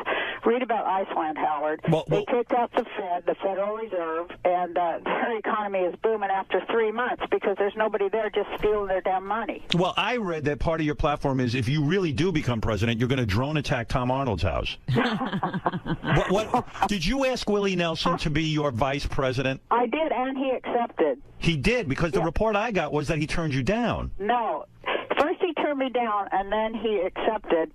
And I was so happy when he accepted my campaign and everything, and then like 1 hour later he withdrew. So so you still don't have a running I mate? want some of the shit he's smoking. Yeah. Do you smoke a lot of weed? Because there were a lot of references that you smoke weed. You know what, Howard? I have glaucoma, and I have medical marijuana. In California, it's legal. Do you really have glaucoma, or is that just sort of something you got your doctor to go along with? Well, it was cured, but she's still treating Yeah, right. Oh, she's treating it. I'm almost all but blind in my left eye now, and you know, I probably have to have surgery and all kinds of crazy stuff. My eyes are, you know, nothing. I didn't know that. I'm sorry to hear that. Are you baked like 24 hours a day? Is it that much pot use? Oh no, I only I take about one drag in the morning, Howard. I don't do it in the afternoon or at night. Why the morning? That gets you sort of. I have to read a lot in the morning, you know. So you're saying it really does alleviate the symptoms of glaucoma? Yeah, you have a lot of pressure in your eyes, and it does relieve it, and you can see better. But also, I just found out I also have cataracts. Christ, now I'm talking about how goddamn old I am. But I have to get my can you believe cataracts? It's depressing, isn't it? Oh, it's just so fucking depressing. I guess I needed a laugh, and you know, love being around people laughing. The audience was wonderful, and yeah. And talk to me about the decision. Take me through this decision, because I had Tom Arnold on my show, I'd say about 2 weeks ago or 3 weeks ago. And by the way, Tom did a really good job being on the show. He was witty, he was funny, he got people laughing. He was talking about Arnold Schwarzenegger and his time on. I'm glad people like him and think he's funny now. When we were married, everybody was saying he wasn't funny. You're right. You're right. And I was one of them. Maybe we would have got along better if we hadn't had all that pressure constantly saying, you know, that he's not funny and all that shit, which I felt they were just coming after me anyway. But yeah, he is funny. But did that influence you in your relationship with him? Like, when enough people keep saying he's just using Roseanne for her money, he's not funny, he's a user, he has no talent of his own, do you start to actually believe the people who are saying that? No, I never believed it, because you know, he was, you know, I knew he was funny. I hired him to write for me. That's how we, you know, made a relationship. But you know, it did affect us. Like, you know, that kind of stuff does affect couples. You're And damn right it does. Know, it made him feel real bad. And then he, you know, he would get mean about it, but he directed at me. So that's what ruined it. Yeah, I've apologized to him. Don't tell them. He'd go, you call them and tell them I am funny. You know, and he'd like be screaming until I did pick up the phone and go, hey, I want you to, and then he'd write down what I was supposed to say, or else, you know, he'd just be screaming. Like, so I go, I want you to know, and, you know, part of me, of course, I wanted to defend him, but, you know, it was just like, that was what my marriage was like, walking on eggshells. Anytime anybody said anything, I knew that, you know, it was going to be an emotional price to pay. Like a lot of people who have unhappy, what do you call it? Spouses, you know, it makes your life fucking hell. Yeah, you know, I never even stopped to consider that. Like all of the shitty thing, and I count myself among them, and I've apologized to Tom about this, because, you know. Well, hey, I thank you, because I'm damn glad I ain't married to that son of a bitch anymore. Yeah, right. I know, but in a way, when you saw him at the roast, was there a part of you that still loved him? I thought his head was fucking huge. I couldn't believe how big his head got. Well, it seems like he's done some plastic surgery, right? I have no idea. We haven't even talked in 19 years. I'll tell you, when he was coming on, you know, first we heard that he did not want to do it, right? Yeah, well, I'm telling you, he was on my show, and I forget if we talked about it off the air or on the air. No, it was on the air. It was on the. He said something to me. If Roseanne asked me to do it, would you think I should do it? Was that it, Robin? How did it go down? It somehow came up like that, and he was saying, well, I don't think she wants to see me. I would do it, but I don't think she is open to it. Yeah, he asked my opinion. Yeah, go ahead, Gary. I remember because TMZ had reported that they had asked him, and I remember him saying that he wasn't sure that he wanted to do it. He thought that it was bad for his mental health, that he was like in a good place, and he wasn't sure he wanted to stir all that up again. Yeah, that's what it was. I think he was really nervous and sort of scared to sort of see it, and I don't blame him. You know, but then he started calling. Then he gave a call over to Comedy Central, and he told them, you know, he would be happy. He would be very happy to do it if asked. Yeah, well, I kind of said to him, I said, Tom, it will be the greatest showbiz moment to see you and Roseanne. I said, if you can get through it, and if you can, you know, go there with a good spirit, it will be phenomenal. Well, he, you know, first he said he would, like Willie Nelson. Then the next day he said he wouldn't. Then the next day his publicist said they wouldn't let him.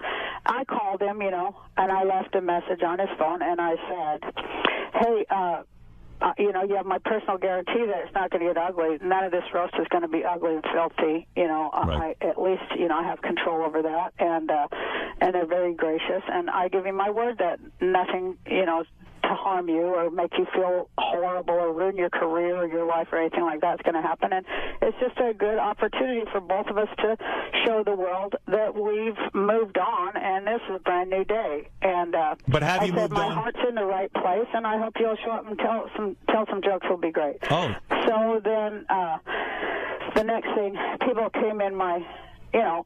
But I want to say, you know, I thought it was a good enough roast without him, but I thought, well, everybody kept asking me, so why not give the fans what they want, right? Well, your first reaction was, hey, I don't want him. He was the one guy you made a stipulation. I don't want him on the roast, right? That was your initial reaction. No, I always thought, you know, that I would ask him. Oh, you did? You know, everybody wants to see that. So, I mean, my first thing is, you know, I want to entertain the audience, so you got to do what you got to do, right? What do you think that is about performers, that you'll actually put your own mental health at risk just to please the I wasn't audience? putting my mental health at risk at all. Well, And, seeing him again might set you off in the sense that, like, you go, oh, what the fuck? You know, I'm done with this guy. I don't want to be a part of this guy anymore. But you know what? Fuck it. It's going to be great television. I'll put myself through it. Well, I knew that. I knew that it wasn't going to, like, and I know I don't have any emotional investment in it whatsoever. So I knew it wasn't going to upset me unless, you know, he took off after me. But I knew he was smarter than that because, you know, I figured the first time when he said no, it's because he can't take the retort. And, you know, it's a harsh retort. Right. But, you know, he took it, so I thought that was brave. But afterwards, you know, I thanked him and I said, well, onward and upward. Good luck to you in your life. And, you know, it's a good thing. Also, you know, all the shit going on in our country, all this hate, I sort of thought, hey, if I can have this moment and show it, you know, maybe it'll influence other people. Get past old shit. You know, even politically, countries, maybe there can, I say in my act, or when I followed him, I said, you know, I realized that if I could bury my roiling, boiling, ceaseless hatred for Tom Arnold, there could maybe be peace in the Middle East. Yeah, no, I remember. I mean, it was such a vicious hatred in the sense that you even said, hey, he took millions of dollars of mine that I had in a box or something. I don't remember the exact story you told me. But, you know, you felt he had stolen from you. And so I guess my question was, gee, when you really go through something like that and you still kind of harbor those feelings and you finally just kind of wipe this guy out of your mind, you don't have to see him anymore, this, that, and the other thing, you kind of put that all aside to please the audience, and that's what's crazy about performers, myself included. There's sometimes I'll do stuff I don't even want to do, but I know it'll be great television or radio. Yeah, you're right there. And, you know, comics and stuff, we'll do anything for a laugh. I mean, of course, we've all embarrassed ourselves at some point, but that's just part of it. We're open people and honest. But Tom's very well off now. Do you think he should pay you back? Yeah, I do. Yeah.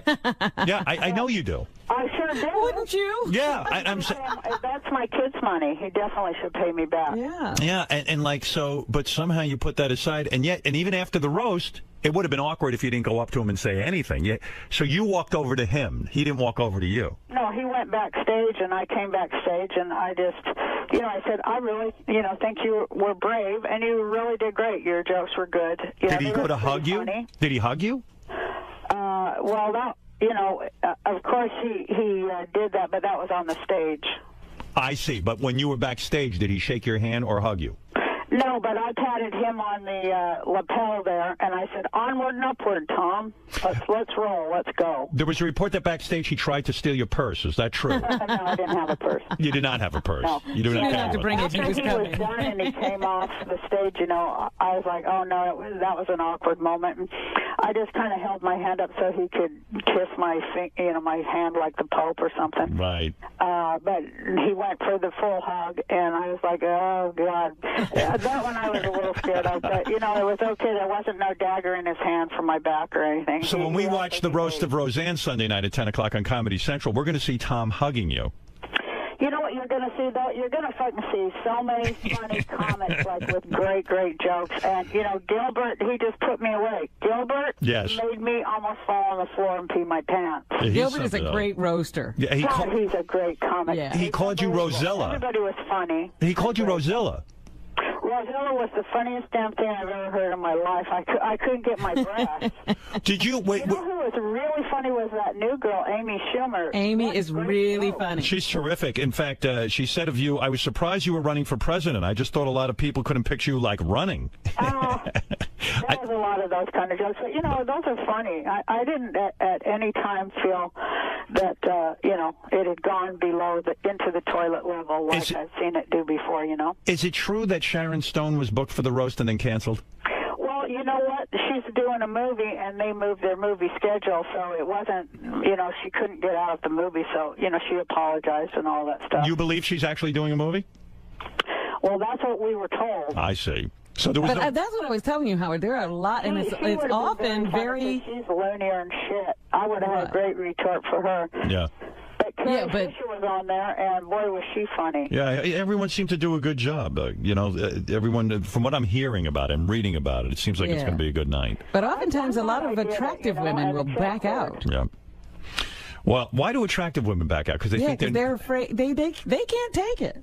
They can't take it. Yeah. Taking a retort is like the hardest thing on earth. You're absolutely right, because Sharon Stone, who is known for her great beauty, you know people are going to take shots at her saying your beauty is faded, and they really don't have a sense of humor about it. Well, Sharon can deliver a punchline, believe it or not, and I think she was very excited to be there. She was, but they just moved the schedule and she couldn't. So is she a good friend of yours? She's a good friend-ish. Is it true that you and John Goodman have been signed to do another sitcom together? Well, no. We did that pilot and they didn't like it. Okay. But, I suppose we could do that again anytime we wanted to, but, you have to question all that stuff.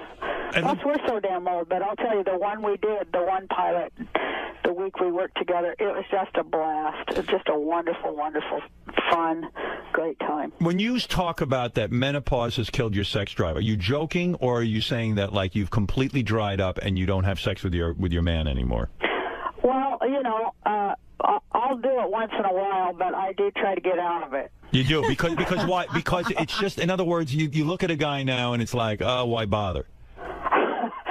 When you get old, you'll find out. I guess they got Viagra for old men, which that should be illegal. But, right. Your body it's not changes, fair. yeah, and, you're just kind of, Christ, you're too damn tired. You dry up, right? I mean, in other words, it's hard to lubricate. Jesus, Howard. Come on, Roseanne. Let people know. Well, yes, that is part of it, but that's just a symptom of it. The real problem is that, it's just, your get up and go just gets up and goes. Well, maybe you should just save yourself for sex. Stop doing all that other stuff. Yeah, that's it. I know, that's kind of what my boyfriend suggests. Does your boyfriend say to you, look, Roseanne, I have needs, and, try to do something. Blow me, do something for me.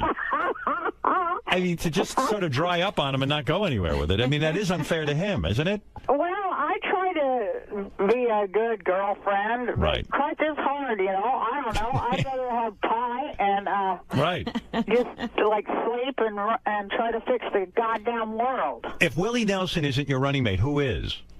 My running mate is Cindy Sheehan. And what is she, an actress? Cindy Sheehan, hon. Remember the woman who she lost her son Casey in Iraq, and she occupied George Bush down there in Crawford, right. Texas. The Iraq War protester. Yes. Yeah, so she's your running mate. All right. Yeah. All right, so listen, I've got the whole story now. Let's review. Okay. We first want to say she showed America that she can get past things and reunited with Tom Arnold for television's sake. She did it. She sat like Jesus. She sacrificed herself for years. So you should want. Actually, he had some great jokes, and he was real funny. Yeah, well, that's. Did it bother you when he started to have real success? When he was in True Lies with Arnold Schwarzenegger, he was having a major career. Did it irk you in some way? Like, did you become, I don't want to say jealous, but just like, oh, I don't want to see him do well? Not at all. No, I'm the one who like took all the shots so that he did get famous. And, he just kind of turned into a monster at that point. He did? So, but I didn't begrudge the work I personally had done to get him. How did he turn into a monster at that point? Huh? How did he turn into a monster at that point? Was he difficult to work with? Oh, I don't know what he was like to work with, but he was impossible to be married to or live with. Wow. And who has more money now? I would still think you have more money than Tom. But I don't know. I have no idea. I don't know. I don't know how much. He's done 50 movies. I don't know. Do you think he might have more money than you? Probably. That's the way shit goes, isn't it? Well, you have to think, though, he had a couple of other marriages where he didn't sign prenups, remember? Oh, Is that's that right? Yeah. He might be cleaned out, too. Well, I don't know. I do wish him well. He told my boyfriend on the show, he said, whatever you do, stay with her. She's a horrible wife, but she makes an even worse ex-wife. Right. Do you really wish him well? Seriously, if I gave you the power now to wish him well or to wish him ill, what would you wish him? Of course, I wish everyone well. You do? Of course. Otherwise, I'd have all that hate inside me, and I'd be a miserable old bitch, and I'm not. Right. Did you always know that your TV daughter was gay? Was that a shock to you? Who's Sarah? Sarah, yeah. I know Sarah now. I've been on her show. Yes, I always knew she was gay because she liked Jodie Foster movies. That's the sign, right? That's how you know. I used to make fun of her. I'm like, come on, Jodie Foster. Especially after Jodie Foster did that one movie where she played the grand same heat. That one where she couldn't even talk. Nell. Right, Nell. Right. Anybody who liked that movie, they were definitely, they were undecided on their sexuality and their humanity. Why was no one from your former huge hit sitcom on the roast? Do they not like you? Do they not get along with you? Why was Sarah not there? Tom, of course, was a writer there. But aside from Tom, Sandra Bernhard. I'm trying to think who else was on the show. Tom Goodman. Where the hell was he? John Goodman. John Goodman, not Tom. They were all asked, and people had other commitments, or they're, what it is, Howard. You know this, I think. Okay. Everybody's got a publicist. Mm-hmm. And, they're really Satan's hordes. Yes. They really do all, they're all like, it's all just image. And do you have a publicist? Yeah, but he's not like they are. Wow. And everybody's like, you can't do that because you won't look this and that. Obviously my publicist doesn't give a shit what I do. Right.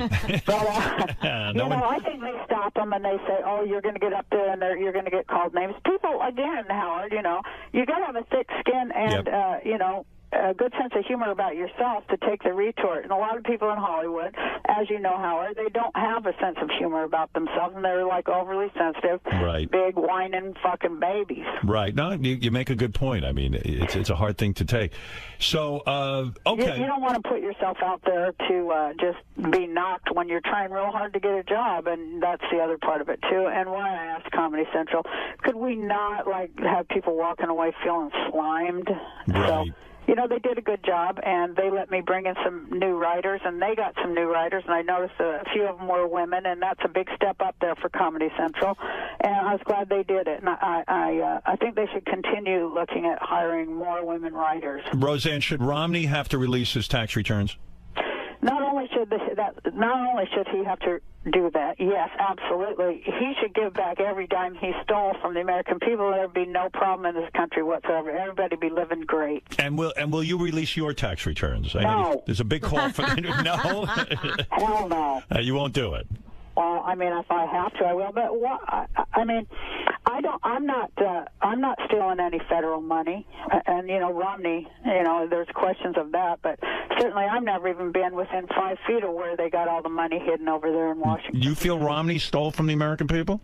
I think he stole from God and the world. I think the guy's like the biggest friggin' thief that ever lived, and he's self-righteous about it on top of it. Listen, Roseanne, you've said it all. You know you've said it all. Mm-hmm. Not all. Close to. All right, it's true. You got a little shy when it came to menopause and drying up. Well, because I have grandsons, Howard. Listen, they need to know about this. One day they're going to get old. They're only 2 or 3. They need to know about drying when up. They were 5, my one grandson said to my boyfriend, he goes, "Why do you want to have sex with an old lady like my granny?" Yeah, that's nice. Way to throw you under the bus. Listen, it's great talking to you. Come see us when you're in New York. Yeah, I really appreciate both of you.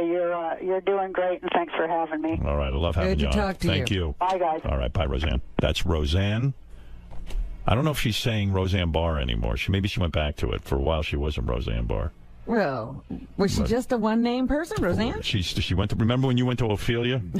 That's where she got the idea. Yeah, go ahead.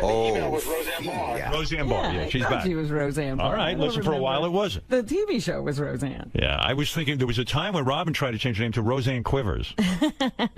Didn't fly.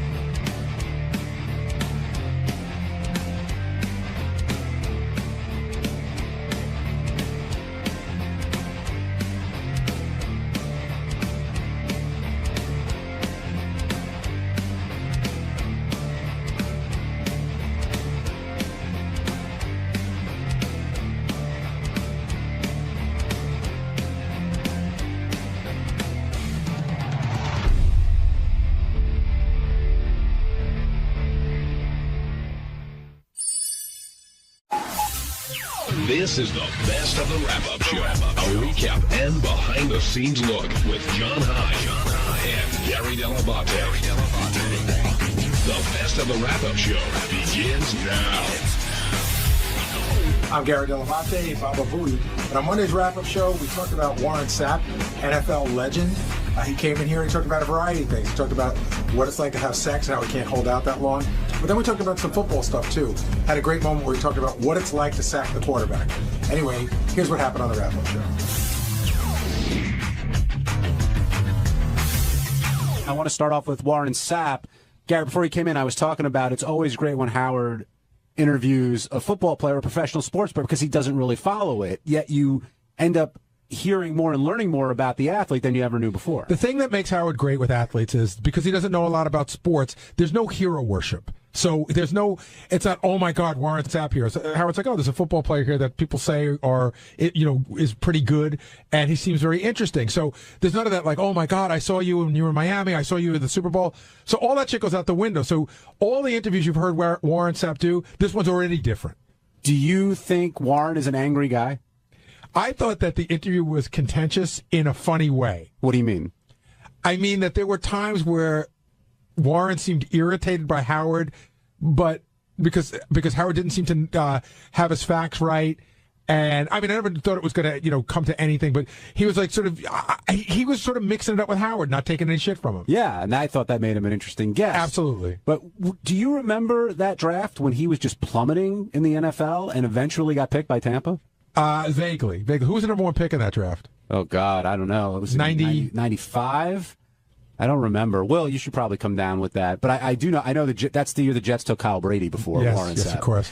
But I do have a major. John Carter. That's who it was. I have a major connection with Warren. We were talking about today. He and I did Hollywood Squares together, and we spent the whole day together. And at the time, this had to be like 99, 2000 or something like that. And he gave me his cell phone number. He said, I really want to do Howard Stern show. After we went to break, he got up and he said, there's only 2 people I've ever wanted to be on this show, you and Letterman. And now I've done that. So he had given me his number, and I called him a bunch of times trying to get him on the show. It just never worked out. I'm glad he came on today. Scott in Mississippi, you're on the wrap-up show.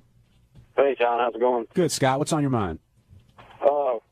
Just kind I'm glad Gary brought up the bounty scandal with the New Orleans Saints with him because, for a guy that says that he had a conspiracy theory on his draft pick, he sure does, and how people make up evidence, he sure didn't have a whole lot of opinion on that whenever he brought it up.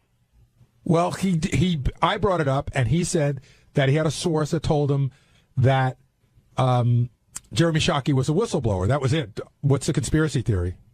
Well, the fact that the NFL hadn't brought out any evidence against the Saints, except for like 200 pages that they claimed to have 5,000, and he just didn't have a whole lot of opinion on the bounty scandal in general. Just the fact that he had we didn't ask him whether we thought it was wrong or right. He basically said, I think it's a bunch of bullshit. I don't need $1,000 isn't going to make me hit a guy any harder. Which I thought was interesting. Like, that is, why are people offended by it? Was it the hit to injure somebody? You're right. In other words, you're giving somebody money if you can knock somebody out of a game. And even though football is an incredibly violent game, and even though people get hurt all the time, to say that you're going out there, I mean, I guess you could say, I'm going out there and I'm going to, play my best, but you can't say I'm going to go out there and, But so the bounty wasn't just for a tackle, allegedly. It was for an actual injury? It could be for a variety. If you knock a guy out. If you knock somebody out of the game, you get X amount of dollars. If a guy limps off the field, whatever it is, that sort of thing. But, yeah, Warren made it very clear. He was like, look, the money's nothing at that point because they're all doing very well in the NFL.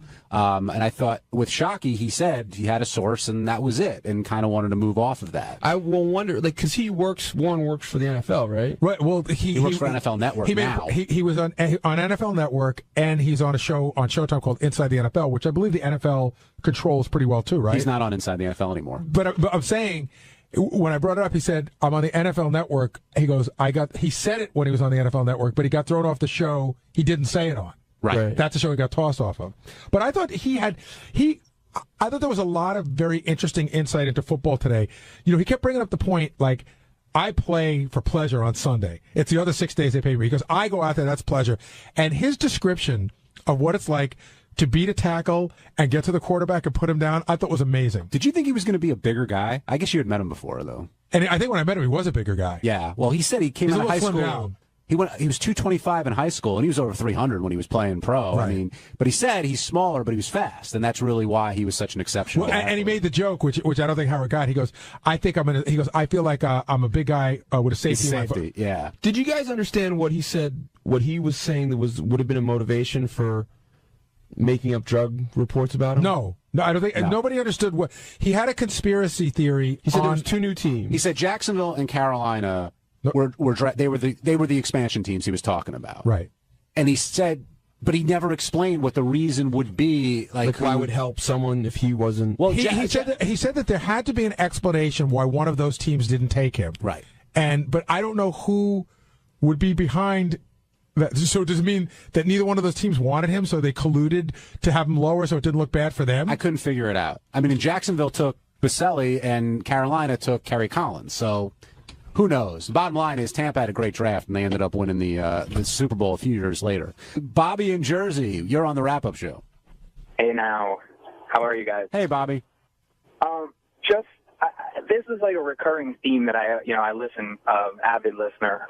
Howard always talks about kind of prematurely going, he can't hold his own sexually. And today Warren said the same thing. It baffles my mind that men that have been having sex for so long, still can't hold off. I don't know.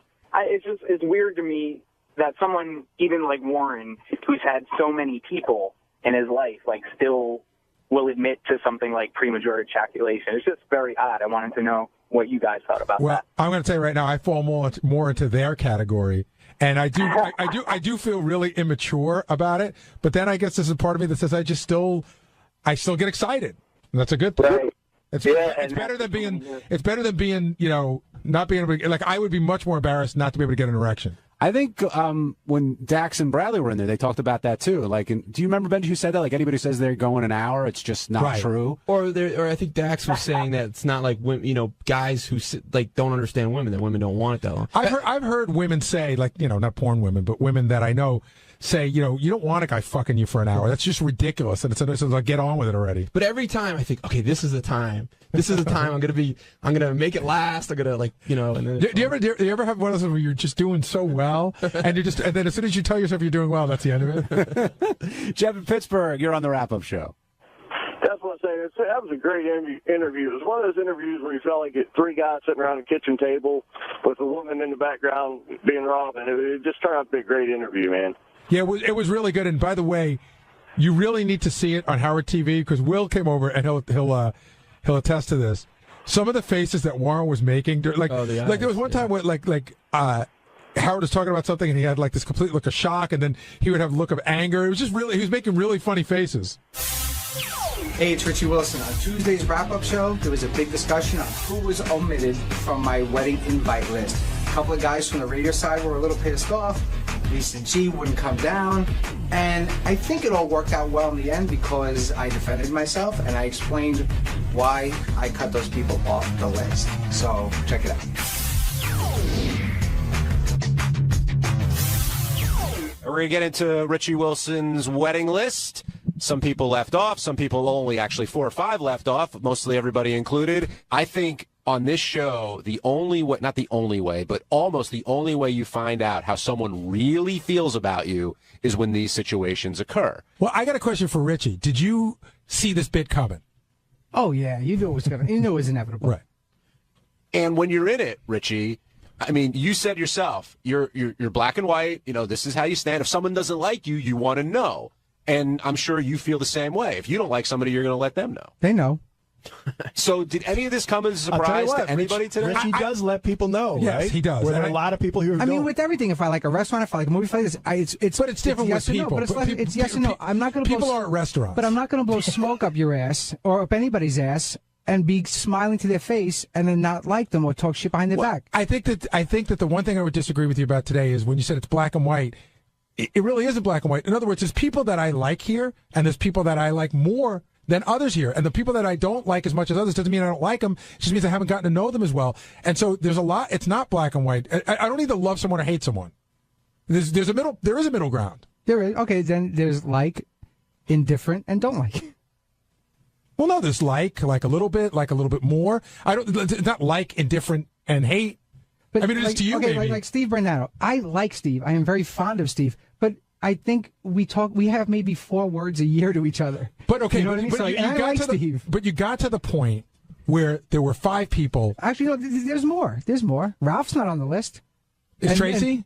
Millman, yes. Because Rachel and Tracy hang out a lot off the air with Richard, Christie's wife, and all those girls hang out. I totally understand me being off the list. Totally get that. I was surprised at Will and Steve because it just seems a little glaring. But I think that having done this, it's always glaring when you leave somebody off. Yeah, Will, you seem surprised in the sense that not that you were left off, but like Jason and other people were included. Yeah, no, I did not expect to be invited to the wedding. But then when I saw that everybody else was invited, I go, okay, this is a message that he doesn't like you. No, I like Will. There has to just be not enough to invite him. Cutoff line at some point. Like, okay, why wasn't I invited to your wedding?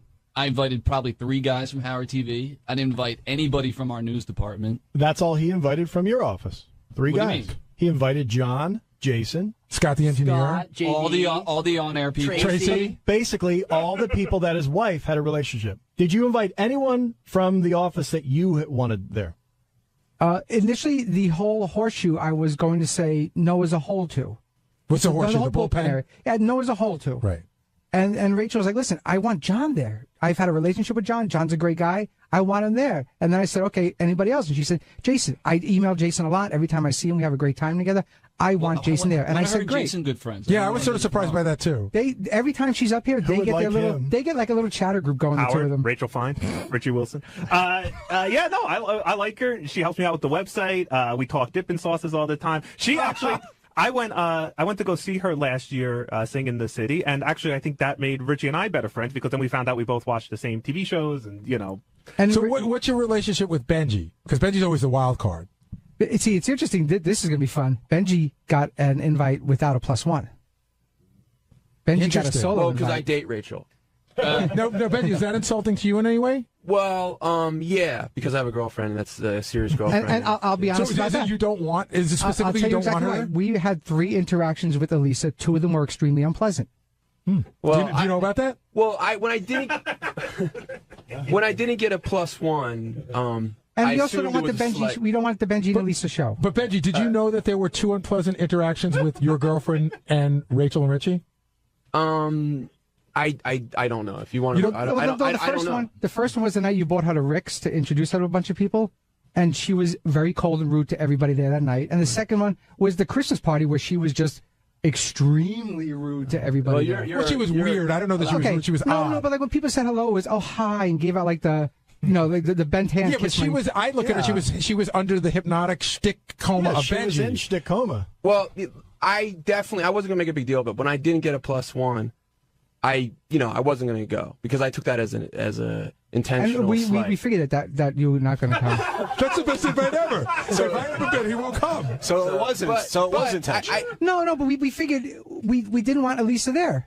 But we figured if we did that, Benji wasn't going to come. But we like Benji, and we wanted to invite Benji, but we knew. But I think I don't know. You're being very insulting to my girlfriend, who is a wonderful person.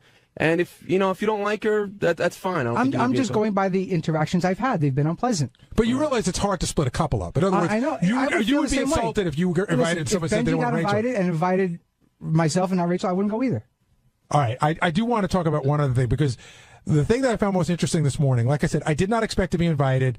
When he said why Will wasn't invited, he had, I thought, a fairly reasonable explanation. Same for Steve. But Lisa G, flat out, you just don't like Lisa G. No, she's a dud. Come on. You want somebody that's going to be fun. And we, listen, in the past, especially in the past few months with the way she's been on the show, with her whole, she wants to be paid for everything. She just. But are you basing this on the show or a personal relationship? Both. She leaves a bad taste in my mouth. Right, so you don't like her. Yeah, pretty much, and she knows that. It's. Does she? I got the impression when I saw her today that she might have learned it for the first time. Oh no, she knows. This came as a surprise to Lisa. I think so. I went back to the office because I dropped off a piece of paper, and I just I said, "Were you surprised?" She's like, "A little." Tim Sabian, are you offended that you're one of the few who are not invited to the Wilson Fine affair? Well, Richie and I have known each other for a while, and I didn't really expect to be invited. I love Richie. I have no problems with him. I think we get along great, and we're just not. We don't hang out afterwards. If we hang out, it's comfortable. But we just don't spend a lot of time. I will tell you this, Richie. I would invite Tim. If I spend more time with Tim, he'd be on there in a second. By the way, I honestly he's out of control. think a lot of Richie's stuff. I think there's a lot of jealousy against my girlfriend. I think Rachel's threatened by my girlfriend and jealous. Not at and all. I like Rachel and a lot. Not at all threatened or jealous. Tim won't go anyway. Two of the encounters I found jealousy, and one I found pleasant. No, now we're doing the Benji shtick. Steve, I'm not going to get into that. No, I'm telling you, girls are very jealous of my girlfriend because she's very hot, and it makes a lot of girls very jealous. Steve, very hot. I know you were wondering, why are you on this list? I'll say this with people in this room, and I don't know how it goes, but I was not expecting to get invited to Richie's wedding, and what he said on the air is what I would expect. The problem is I know there's been contention with Gary in the past. Even Will, and there's been friction with Will and Richie, and I know that he doesn't like Lisa G. So with that math, that's what worries me, because then I'm either you're the exception. You're okay, but then by I understand your point. I understand your point. Okay, all right. Because everybody else, like he said, if Lieberman's going and Scott and JD and blah blah blah. I mean, Lieberman's only been here for 9 months. Yeah, so then I was just the guy that got left off, which it wouldn't be the first time. But I also interact with Lieberman a lot more, and Rob Martin I work with all the time, and I hang out. You work with everyone here all the time. But I hang out with Rob. Hang out with Rob. Rob and I are friends. When you say you hang out, where do you guys hang out? What would you do? Drinking. We go out to bars. I sent him up on a date with a friend of mine. Wait, hold on, guys. Will, what do you want to say? No, I was just going to say, you can be honest. If it's because you don't like me, I know you say you don't like Gary, then that's fine. But I just wish you would say that rather than... Right, you say you would tell somebody, so I want you to tell them. Will. I like you. I don't know what the problem is. I like you. Well, we also heard the comment, too, that, it was very black and white. Right, that's what worries me, too. How could that be? If I like you, I don't like you. And I like you, Will. I don't. Right. I mean, I do. I like you a lot. and I mean, there was that one time where you may have thought I was being cold, and you called me out on it, and it really made me say, "Oh shit, maybe I was being a little off to Will," and I felt bad about it. All right, and I made a conscious effort not to, because I like you. Did because you like Steve? Do people in different groups, if Steve's rank of if someone in the TV room, would they have to have the same? If they had the same rank of TV guy's not invited to the what I'm saying is, who are the Howard TV guys? Is the threshold of for Steve the same as someone in the Howard TV room, or do you have different? But I also spend a lot more time with the Howard TV guys than I do with Steve. So it is safe to say that you like me more than some of the guys that are invited that work for Howard TV? No, Howard TV. A lot of Howard TV guys aren't invited.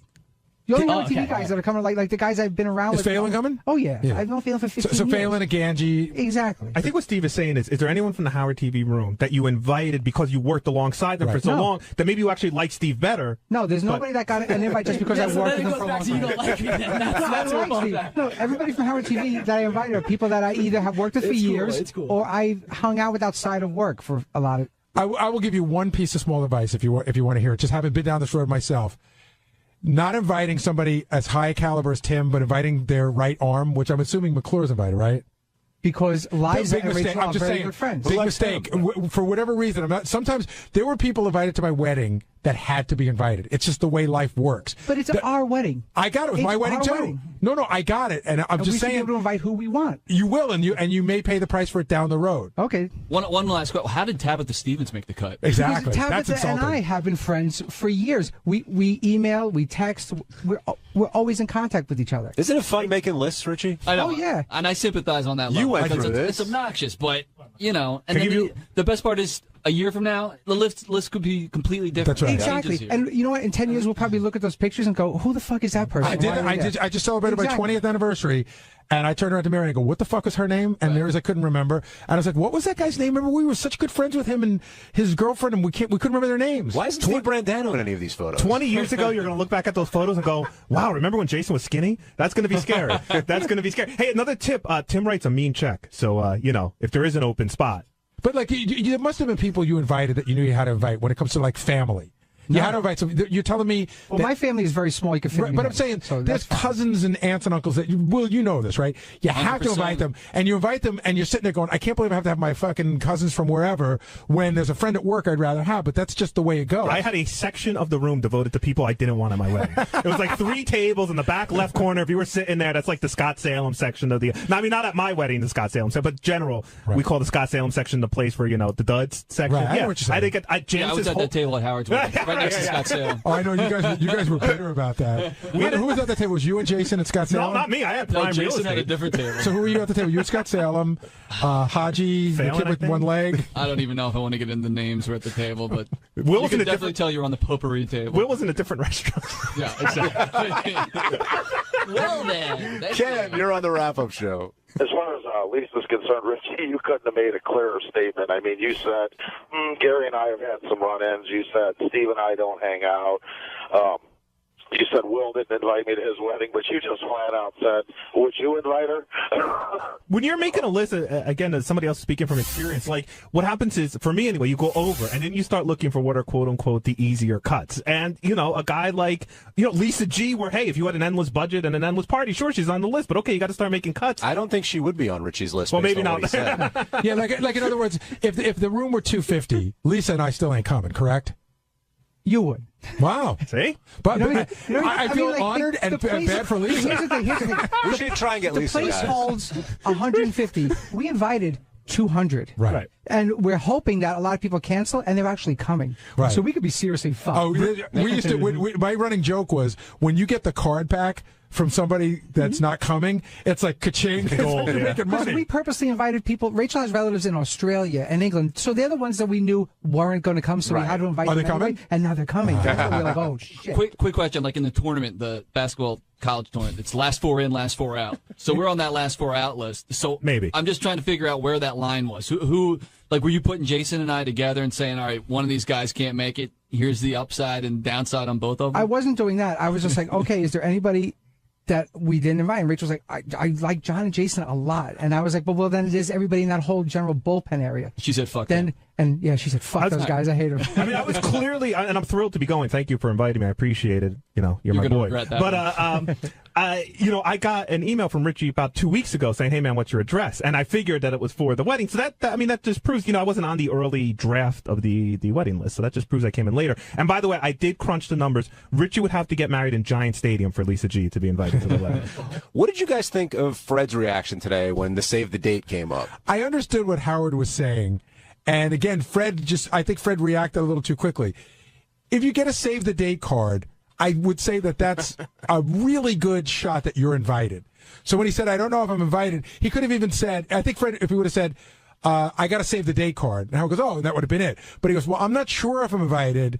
And Howard goes, well, you either got an invitation or you didn't. It's a miscommunication, and Howard loves to exploit that. I have a feeling that Fred didn't know if the invitation came. Well, it may not have. Actually, but it might have, and he might have not even known that Allison might have got it, never even mentioned it to him yet. Before Richie even speaks, here's another thing, John. I don't know if you remember when you get married. Did you send your invitations out in waves?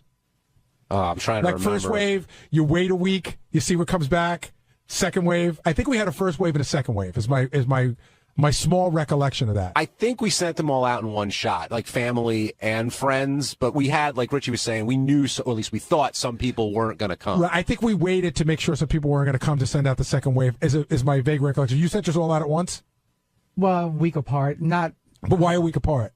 Just that we had to get those stinky heart stamps. We had to buy stamps. More of and all but that it had stuff. nothing to do with nothing like A. There was no hierarchy. No. They all just.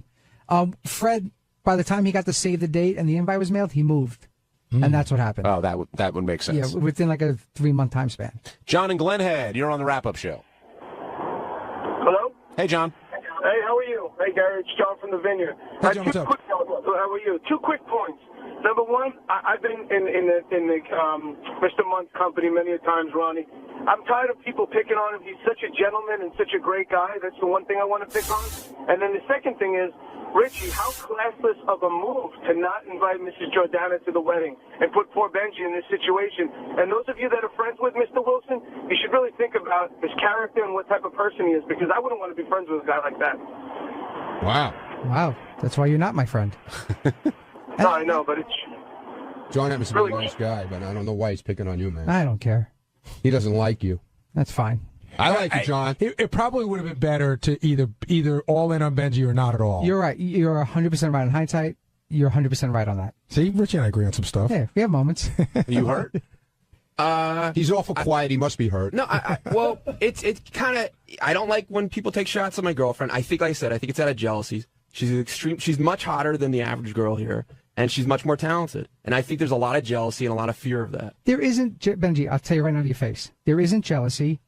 When I'm jealous of her. The night that we first met her, Rick's, Ronnie was there. Was a general consensus that she was not a nice person the night everybody met her. Yeah, everybody thought she was a snot. Exactly. To be honest with you. Exactly. She doesn't lay all over you guys. No. Sorry, you know? No, it wasn't lay all over. It was hello, I am, and it was an attitude. And it was an attitude. She's shy. She's and a then little the next shy. night She's at the a little Christmas quiet. party, the next time at the Christmas party, which was discussed about on the air, big time, that a lot of people had problems with her.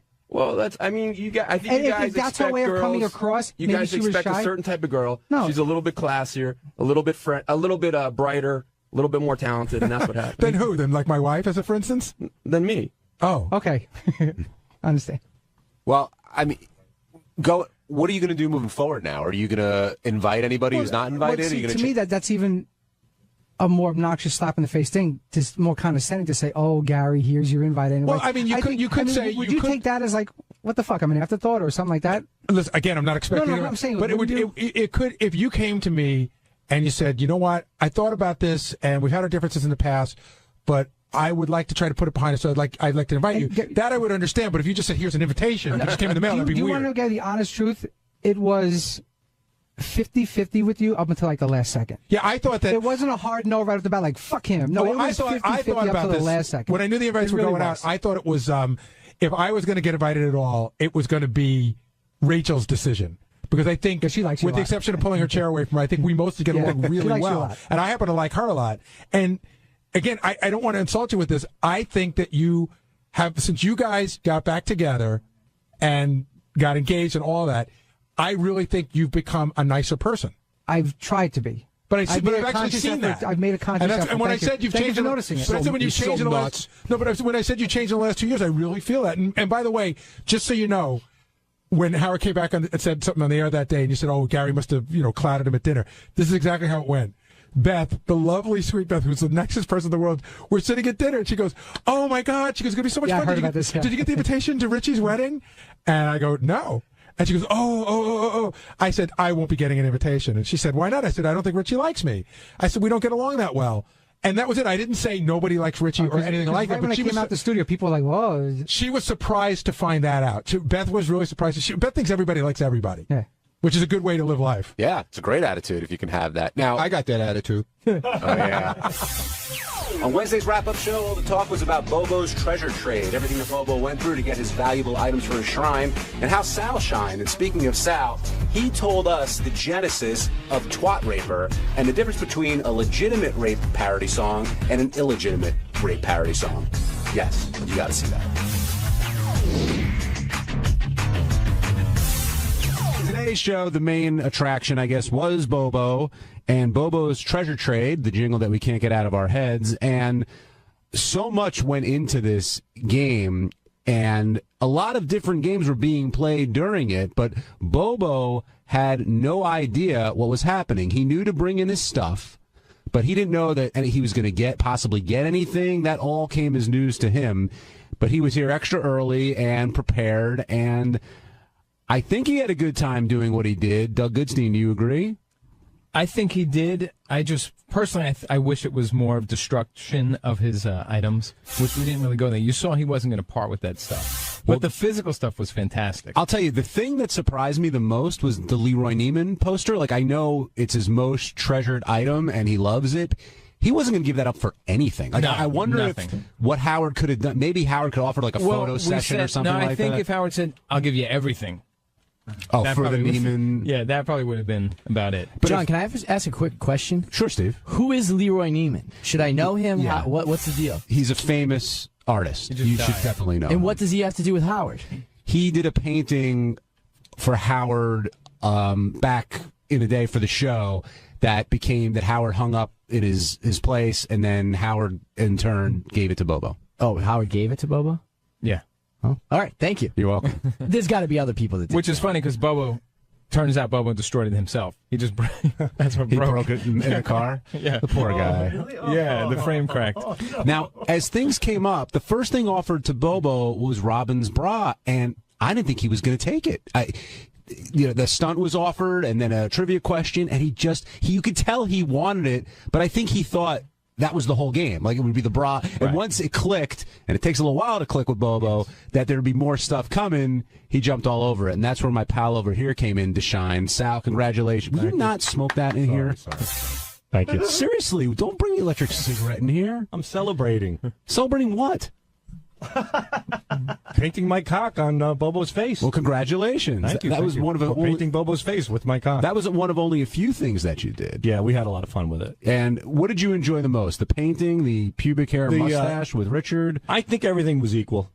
Really? Yeah. These stunts are like my children. I don't discriminate. I like them all equally. So yeah, I mean, everyone contributed a bunch of stunts, and I know you had a ton of ideas with Richard on what to do with this. It all happened so quickly yesterday in the meeting. Everything shifted gears real quick, and Howard said, what if we can throw in some stunts as well? And boom, we just started putting them together immediately. Yeah. The only thing that was a bummer about the segment is that it only was those 3 stunts. I mean, we could have gone for 5 hours. There was so many things, and there was I think Bubba would have gone for everything. Like when Howard went as long as it was just the physical stunts, I mean, he went for it. When Howard said the tickle chair, I'm like, oh, God, it's over. We could have done so much more. We were going to play the bongos on Bobo's head with our penises, Richard and myself. We had a lot more ideas. Did Richard enjoy shaving you for the mustache? Absolutely. I told him, I said, you need to be my shaver. He goes, you got it, buddy. I love to be your shaver. Did he work the ass hair in, or did you guys... He got a few of them. Definitely got a few of them. And that was pretty good. I loved when he went to the ass hair. Do you feel gay at all? Like, I mean, you did very homosexual type stuff. I mean, you put your penis in a guy's face. You had the guy shaving your balls. No, do you not at feel all. proud of yourself? Absolutely. Do you? Yeah. You're the one running this cockamamie organization. I think it's great. I'm proud of you. We've been down this road so many times, Doug. Clearly, Sal and Richard believe what they're doing is for the humor and funny, but not sexual in any kind of way. Of course. Ask any gay person if they got an erection from me doing it. It might be gay. All I heard was laughter. So it could be. If people want to perceive it as gay, sure. I'm not gay. I'm not going home today looking to suck a penis. I don't get. It's not like I'm going to go to some gay porn. So when you're painting Bobo's nose with your penis, there's not any sense of arousal just because you're touching somebody else with it, and probably just the opposite. Just the opposite. Here I am putting my penis on a man's nose.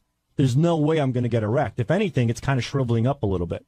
That's why I give it a good stretch on the pouch. And that kind of served. You know what's as, strange? I got to go back and check tape, but Scott DePace swears that something fell out of your pouch when you first pulled down your pants. Really? Is that possible? Do you have any schmegma or something in there? No, it's clean as a whistle right now. You sure? Yeah, you want to come and smell it? No, thank you. Sal, Let John do that. While you're here, I'll do that during the break. While you're here, I wanted to ask you about. Well, John, I'm over the age of 11. You sure you want to go down there? We didn't get a chance to talk about your song yesterday. Oh, Twat I Raper. wanted you to come down, and you didn't come down. But congratulations. Congratulations, Howard was repulsed by it. Well, I think that's your goal sometimes. It is. There's nothing better than shocking the shock jock. I think there's no greater form of admiration. Where did you come up with that? Did you hear the real song and suddenly just fit, or what? Yeah, tell me the genesis of Twat Raper. I heard it on my my iPhone, when I was working out. And how do you come up with the scenarios within the song? Is that just things that pop into your head? What happened? The different things you want to do to her, or no? Look, like I said, boobs, lube, round, brown. Gets a little monotonous, after a while, gets a little redundant. So you need to shake it up. You need to raise the bar. Were you surprised by how Howard reacted to the song? No, I didn't know which way he would go. I was actually glad that he said he was disgusted by it and played it versus just deleting it and ignoring it altogether. To me, that's a great accomplishment when he plays something out of disgust. It's fun. It's great. But by far, I'm not looking to rape her. I'm looking at it as what is that called? Like the brothers do it to each other. Term of endearment. That's a term of endearment. What do you mean the brothers do it? You know how you can't say the N-word, but if you do say it, you say it as a term of endearment. That's the only time it's acceptable, which I understand. When I'm saying I want to rape Robin, it's not I really want to rape her. I don't want to commit an illegal act. I don't want to violate her.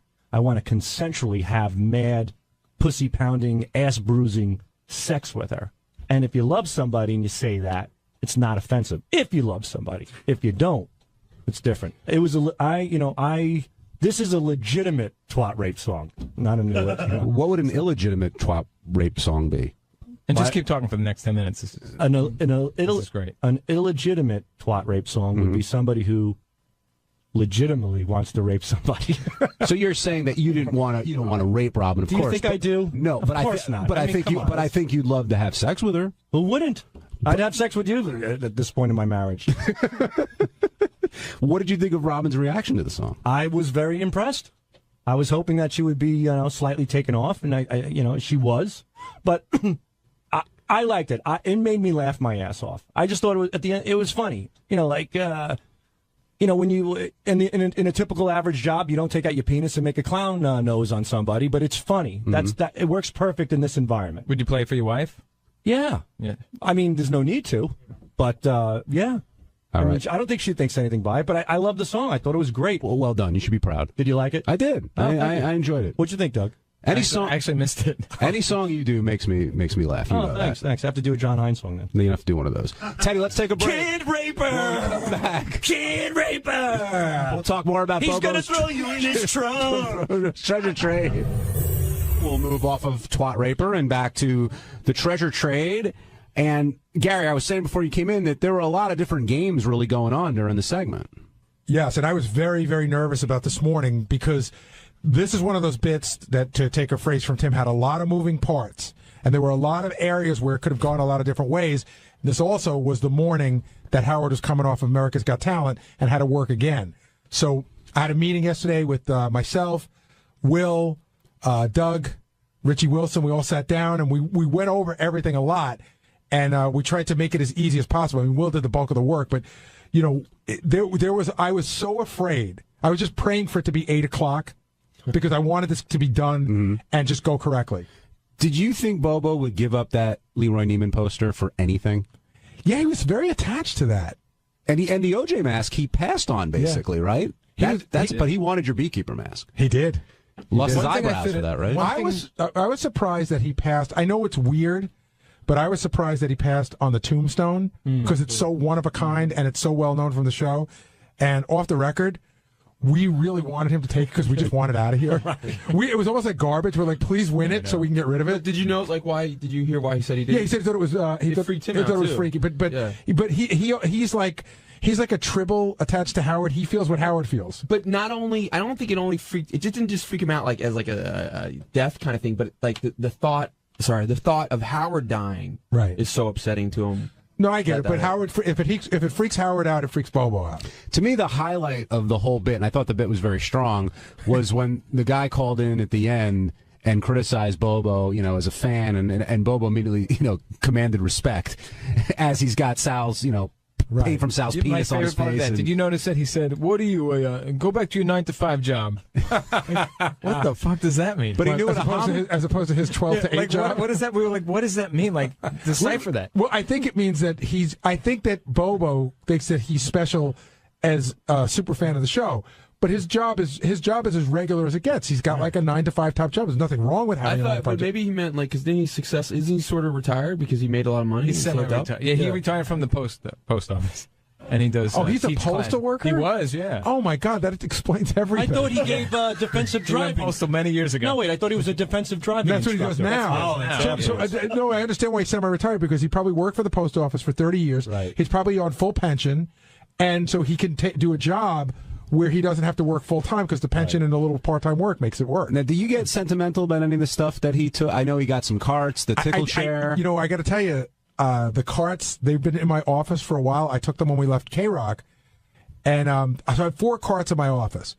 A Song of DeBella, Baldy Baldy, John with Ringo Starr, the Tarantella music, and a cart of when Jackson played football, and the announcer announced it, Howard played it on the air. And I think I just grabbed those randomly on the last day, but I remember thinking, all right, John with Ringo, that's a big deal. That's iconic. Oh, and I have China singing her song. Oh. And so I had to give a couple up yesterday, and I was almost hoping he wouldn't take them because they actually mean something to me, although they're fucking useless. And the tickle chair, I mean, that I was sad to see that go. Well, again, we look at that as it is sort of one of a kind, but it really is just like a Adirondack wood chair, and then you just could get straps. That was we had a discussion because at one point we were thinking about putting the Robo Spanker up or the Wheel of Sex, right? And those are much more difficult to replace. So the tickle chair is easy to replace, but it is the one chair that all that stuff happened, and so work it well. A lot of history. I mean, you go back, that probably has been featured on 50, 60. Who was the chick that I kept pouring water on? Was that no. Nikki Ziering, I think it was. She kept saying she wanted to drink water. I kept pouring it on her like a wet T-shirt. There was a waitress who worked at the Penthouse Club that was the hottest one ever that you poured a ton of water on. And God, to this day, the hottest chick ever in the history of the show. I mean, I would take the wooden planks that her vagina rested on and twat rape them. Yeah, I really would. I really would violate those things. She was Legitimately. So hot. Yeah. Stephen Philly, you're on the wrap-up show. Hey, John, Gary, what's happening? I just want to. Do you think Bobo's stuff's going to be worth a lot? All his memorabilia put together is going to be worth a lot of money one day when Howard retires? I think I can answer this. The charity that I work for, we're always talking about ways to raise money, right? So one of the guys that works there, he said, go into your attic. Like a lot of us worked in the record business. We have like old records or whatever. So I went into my closet. I have like the shirt from Howard's 40th birthday. I've got a jacket from Private Parts, a bunch of stuff. And I was going to put it up for auction for the charity. And I went online and looked, and it just didn't seem to be worth it. It didn't seem that it would generate enough money for me to part with it. Yeah, that's interesting. I would think some of the stuff, depending on how unique it is, I guess, and like I'm thinking the tickle chair. I know you said it's an Adirondack chair, but based on the history and fans of the show, I guess if they bid against each other, maybe then. I also think that Howard has to sort of legitimize it. Yeah, Howard sign it. And not only sign it, but Howard. What happened today? What happened today gives the items huge legitimacy. Right, that's right. But I wonder, like, are you saying if in 25 years, will Bobo be able to say, I've got the tickle chair from the Howard Stern show, somebody's going to go, oh my God, that's worth a lot of money, or somebody's going to go, fucking, I don't care. Probably both. I think it's worth nothing because I think it's splintered on the LAE right now. But it's still I the think chair. it's coming out of the car. Listen, it's it's like getting a piece of wood from Yankee Stadium. At the end of the day, it's a piece of wood. I think he'll end up, and you'll have to check in 20. I think it'll be like $1 million collection or more. I disagree. Well, I asked him that when I did the Bobo Shrine tour. Yeah, what does he think it's worth? I said, what is this worth? He goes, well, it's it's priceless to me. I said, well, put a price on it. He goes, oh, it's got to be in the millions. But like any piece of memorabilia, any autograph, any of that stuff, it's worth as much as somebody's willing to pay for it. I mean, I guess an insurer would know, like, have some idea of. Yeah, I don't think Bobo's collection is worth. It may not be worth $25,000. What about definitely less than that? I mean, it's pretty much newspaper clippings and magazines and books. Well, he's got some the autograph stuff stuff that is unique. I mean, there's lots of photos; those aren't worth shit. It's the stuff that's signed, the books, the stuff we gave him today has some value, And, I laughed really hard. I was watching the piece that you guys put together that's going to run on TV, and he was even impressed that he's got a copy of a book that my mother signed, which made me laugh my ass off. That's his like number 2 most valuable thing. Sal, what do you think of Bobo's passion? Because you're a passionate fan of the show, and of course you're part of the show now, but do you understand where he's coming from, why this stuff means so much to him, what he'd be willing to do to get some stuff from the show? You know, everybody has their thing, and for Bobo, it's the show. I certainly get it. There was a show one time on MTV. What was it called? There was these people who were obsessed with certain bands and whatnot, and they had the most ridiculous things. There are people who collect locks of hair from rock stars and whatnot. What about you before you worked on the show? Did you ever collect memorabilia from the show? The only thing I have from the show is when I was a guest on it, you guys signed a book, which I still have, and Howard signed a Private Parts poster. That's it. But you were never big into you're not one of those guys like, God, I'd really love to have the seat cushion. No, I'm not a collector type of guy. I just don't collect stuff. It's not me. But I get it. I mean, Bobo's obsessed with the show. It's an obsession, and you know what? If it makes him happy, so be it. The guy's been listening for so long. He is a super fan. He got something good out of it. Like my cock hair on his face.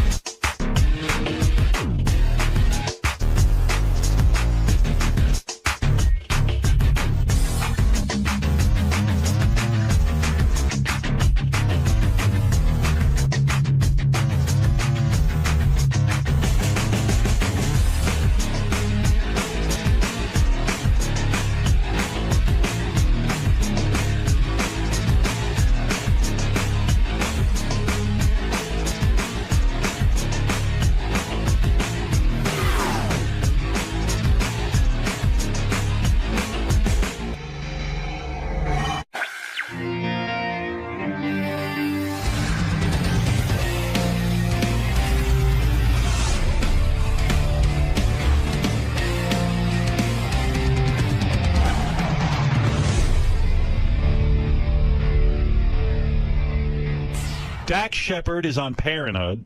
Bradley Cooper's a movie actor. Movie star. Dax wrote a movie. He got everybody in it. Everyone except me. Has he got his wife in it? He's got his girlfriend. Sorry. His girlfriend. Yeah, but he didn't get her naked. He didn't? No. It's a good movie. I saw it, actually. Yeah. Yeah. It's getting good reviews. Yeah, it's real good. It's fun. We'll talk to those guys about the movie business, what it costs to make a movie, because I'm thinking, like, a lot of people in the audience would like to make a movie. And it seems like Dax got it done for a couple of bucks. There's room now. They're not making that many movies. I think you could make a movie now and actually get it shown. Seems like if you can make a movie, like, real cheap, they'll let you make one. So we'll find out. Show it. What's cheap?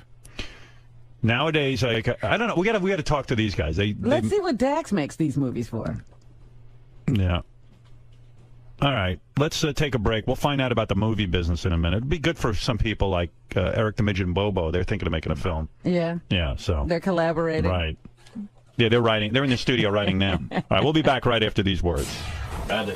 Hey, welcome back, man. You don't look as nervous this time. I was nervous last time. Was I? I can't remember. Well, it was your first time. But he made me feel comfortable. Yeah, it was a good interview, I remember. It was pretty cool. So you're here with Dax. It's a big man. How's it going? Good. How are you doing? Not bad, not bad. What's going on, Dax? You know, it's what time is it? 6:40. I got a fucking camera right in my face. Yeah. So that's yeah, how you doing?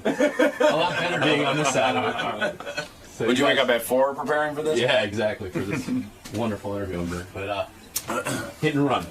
Yes, sir. Hit and run. That's what you're promoting? You better believe I am. And I'm the sure shit out of it. And I'm sure that's all you'll talk about today. Yes, hit and That's run. it. If something didn't happen in hit and run, there's no way I possibly look great. I haven't received any makeup yet. We're actually cutting into my makeup time, and I'm gonna look like shit on the. What's the name of the program we're doing? We're doing the Today Show. I'm gonna look like shit on the Today Show all because of this interview. Which goes where? To your fucking blog or something? Exactly. Where does this thing go? It's Howard TV, but I run it out of my basement. maybe we get a little. We'll give it a little time. Little breakage. All right. Now would be a good time to cut this up. Okay. All right. Good luck, fellas. So doing Bradley first. He broke up with Renee Zellweger 2 days after his last appearance here. Wait, so can I just say something, Howard? Here's the thing. He came here. He sat here. He knew it was over. So he's a big fan of the show. My question is, what's it like to do your show knowing that it's over, but you can't say it? That's what I really... Yeah, no, and knowing that he has to lie to you. I love that whole idea. All All right, Dax Shepard and Bradley Cooper in a movie together called Hit and Run. Both guys came in today. Look at this. Hey, what's up, man? Look at you dudes. Where's Dax? Duty or a pee-pee? Oh, my. What's it? Dax, what'd you take a dump? Yeah. Hey, man, we work here. You're very professional. Good to see you. Thank you. Look at these two handsome fellas. Oh, thank you. you. Look at movie stars. All right. I love it. I love it. That's what I love. A television star and a movie star. Well, on one couch. you're both in the same movie. Now, Dax, when you get Bradley Cooper to be in a movie, Yes. because you wrote this movie and you directed the movie. Yes. But Bradley's a tough guy to get because of the success of Hangover and all of that. His quote is very high. Yes. Well, so do you call in a favor? I absolutely do. And let me just say, are you guys personal friends? Yeah, we've been friends for over a decade. Best friends, pretty much. So how does that work? Do you ask him directly, or do you have to call his agent? No, I ask him directly. In fact, I call him and I say, hey, I want to do a car chase movie. I want to write a role for you in the movie. What do you think about that? And he says, yeah, I would love to do that. But Bradley, you have a quote. Why do you say that? Yeah, I mean, yeah. Can you say no to Dax?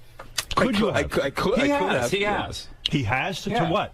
Yeah, the most recent movie I wrote that we were going to do together, he said, no, it's a little bit too much like Hangover for me, for my character. And I go, okay, I totally respect that. And we are no and not problem. even for me, for the movie, too. I thought that it would, because it's not like The Hangover, but there's certain elements, and I think if I played it, it would do his movie a disservice. So you hated the movie Dax wrote. No, I loved it. Actually, it's going to be a great same movie. Character name, and no. Was it weird that the movie was called Hangover 3? And they go to Vietnam instead. Yeah, right. No, but that is an uncomfortable position. Zach and Ed said yes weirdly, though. You know what, Howard? They didn't think it was They're in familiar. Yeah. But seriously, I have friends who ask me to do favors. Some friends who all they ask of me is favors. Like they have no other relationship with me but to ask favors. Yeah. And it's very difficult to say to a friend, no, I'm not going to be in your movie. But here's the difference. It's a no-brainer because you know him. He's one of the smartest guys I know. He's one of the most talented guys I know. I'm one of the most talented and smart guys you know. I don't know you that well. You know me well enough. Well, you're not one of. You're the most. You're the smartest. So he's actually doing me a favor, and it wound up being correct because it's a really fun. You saw the movie. I love the movie. Yeah, I mean it's really good. I saw it last night. I enjoyed it. You watched it. Yeah, That's I loved so it. Flattering. Thank you. Yeah, no, I loved it. I thought it was great. And did Beth like it? Did she swoon? She didn't see it. What? She went out to a movie premiere. Oh my God! Oh, great! What movie? She went to see, what do you say? She went to see a real movie? What do you say? She went to see a movie in a theater. No, she saw something with Gwyneth Paltrow and. As long as it's not one of our competitors, the bicycle movie or the horror movie, then I'm is fine. Gwyneth Paltrow in any of those movies? She's in both those movies. Yeah, no, I don't think she's in either of those. Now it seemed to me you called. I went to Jimmy Kimmel's party. And it seemed to me you got the entire cast from Jimmy Kimmel's party. It was everybody who was at the party. I wasn't except at the for party. Bradley. Yeah. Bradley was the only one not there. Right. Well, I mean, I think the only person in the movie that was at that party is Kristen. So I also Tom Arnold. Yes. Well, you're right. You're That's dead right. No, I went through it. Yep. You're right. Was this a party in Los Angeles? At Kimmel's party for Stern. That's big right. party. That's right. I never heard about it. Yes. Oh, well, you'll come this year. Okay. Yeah, you have to come to the party. It is the party of the year. It really is the party. It's What happened I've been there? to a few parties. Well, what's amazing is you see A-list celebrities tooling around a party, terrified to talk to him. It's just a really fun I go to the party and no one will talk to me. It's like when they all have fun. It's a party in your honor. Was it that for no your one speaks birthday, to or was you. it just No, because I never go to L.A. Jimmy uses that as an excuse to have people over to his house. Okay. Yeah. And that's it. But it's a really great party. It is Even a you fun agree, party. because you've never wanted that party, and both I like times it. you've left in a really great mood. Bradley, you were in the movie The A-Team. Yeah. The A-Team was directed by a guy named Tony Scott. No. Joe Carnahan directed the A-Team. Why do I think Tony Scott directed that? Because they produced it. The Scott brothers produced it. Oh, okay. Yeah. Because the guy just killed himself. I know. We just read about that. Did you know this guy? I've met him once. And he's Ridley Scott's brother. Correct. He directed Top Gun and Top Gun. True Romance. Right. Yeah. Why would you kill yourself if you're a successful director? I could understand if you're not. But why? Yeah, this guy made it. Yeah. Well, there's got to be stuff going on, obviously, that we don't And know also, about we yet. don't know that he. I mean, is it confirmed that he killed He jumped himself? off a bridge. He pulled his car over to the side of the road and left a suicide note. I heard Bradley stole his But did we girlfriend. know? No, I'm just. Ocam's razor would suggest that he probably committed suicide. Before we get into the movie and how because a lot of people in my audience want to make a movie, so we're going to get a lesson in that from you guys. Great. Because, How did Dax learn to make movies? Hey, don't act so shocked. I want to just say, Robin, I'm so flattered that you said that we were both your boyfriends, because when I was here last time, I saw you light up at the mention of Cooper's name, and I thought, boy, I wish she had that reaction to me, and now I feel like you did. How do you You're pay, right up there. Let me get into this. How do you pay Bradley Cooper? In other words, you've got to negotiate with his agent, right? He agrees to do... No, we did it all. I mean, we just did it together, and then I told my agent, who's our agent now, and at the time still was our agent, that this is what's happening. Are you kidding me? Yeah. Yeah. Hold it a second. And I want to be on record. You told your agent this is what's happening? Yes. This is the fee we've talked about. How much does it cost to make a movie like Hit and Run? Well, I'm not exaggerating. Don't fumble around. Don't be Mitt Romney. Come out with it. Come out with the truth. All I'm going to say is it would take most people about $15 or $20 million to make the movie, because they don't have the cars. Those are all my real life cars. These are my real life friends who a lot of stunts. Tons of stunts that I did. He did. He did all the driving. Impressive. Thank you. So all those elements I brought to it, Kristen Bell, the cars, Bradley Cooper, that package is worth, at a minimum, at least $15 million. Now, I was able to get that done for a few $1,000,000, which is really... So what do you offer Bradley? Let me be his agent. His agent probably wants to pull his hair out. He has ownership. Like all the actors in the movie, we all share if the thing does well. We get a piece of the action? Yes. But where no does the little money taste. come from? No salary. From the movie-going audience, Robin. No, where does the money come to make? The initial. Yeah, to make the movie. From an investor who says, Did you go out and find this guy? Yes. Well, my partner, Nate Tuck, who's a genius, he, in 5 days, found this guy who put money in a bank account. I thought we were getting involved with the mob or something. And the guy called me and said, let me deposit this money. I said, this doesn't feel right. We've never even met. But isn't this a tremendous responsibility? Some guy puts up $15 million, whatever, a bunch of business guys, and all of a sudden they're depending on you to make them back their investment. I mean, I'd be scared. You saw me 2 days after we wrapped. I don't know if you remember, but when Kristen and I visited you, we had just finished like 24 hours before that. And if you remember, I thought you were bullshitting. I didn't know you really had a movie. I suspected that you did think that. Yeah. A movie. I don't know what he's talking about. Everyone's talking about projects at dinner, and I had to make one up. And do you get Kristen? Do you get Kristen Bell is your fiance? Yes, my lover. You will not marry her until gay marriage is legal. Yes, smart move. Right. Where? Everywhere? No, in California. Thank you for specifying that, Robin. On Mars, it's got to be legal. I'm very liberal on Mars. Why did you just say you don't want to get married? You know me. I would love to get married. No, yes, I would. Do you think he will? Would you think his relationship with Kristen Bell is going to last forever? I do. I don't. I mean, I don't know what forever I don't. means. Oh, you're Tell me why. Tell me why. Well, let's hear this theory. Because he would marry her already. Not true. Not true. He's hesitating. He's such a family guy. Are you kidding me? Have you been to his house? He's such a family guy, but he won't marry his girlfriend. Because they have this stipulation. Bullshit. Listen to me. I had that stipulation too, but I got married. No, Stern, listen to me. If we were around in the 60s and half my friends were black, I wouldn't have my fucking birthday party at the front of the bus. I don't know what you're talking about. I wouldn't have a party that my friends can enjoy. I'm not going to invite that too. half my gay friends to join me in celebrating a right that they don't have. That's just not... That's not the right way to throw a party. I think you ought to marry her already. I don't care. Okay. I do. Maybe I'll do it on the secret. Bradley will never get married.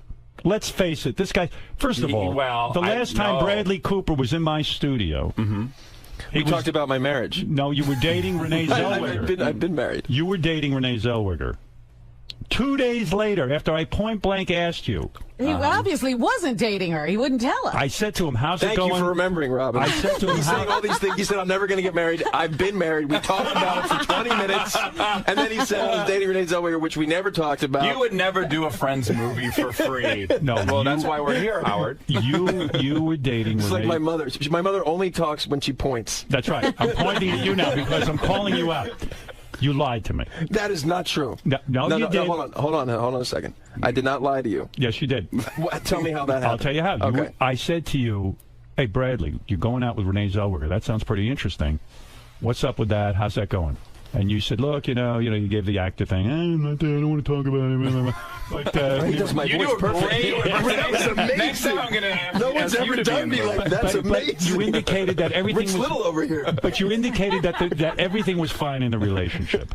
No, I didn't. No, You what did. I said was, I mean, you guys have the tape, but I think that I don't talk. I will tell you anything to tell you about losing my virginity, my marriage, because that's. But I don't talk about. He even stuff told like you that. what he made on The Hangover, which was In a second. Yeah, that was. I thought that was. I don't even remember what you made on that. You didn't even remember that I was married. I didn't even. You know what? I don't remember anything. Fuck I am. You're revealing all this shit. I'm like, hey, who is this guy? But he thought you were great in Green Lantern. You did a good job. You did a good job.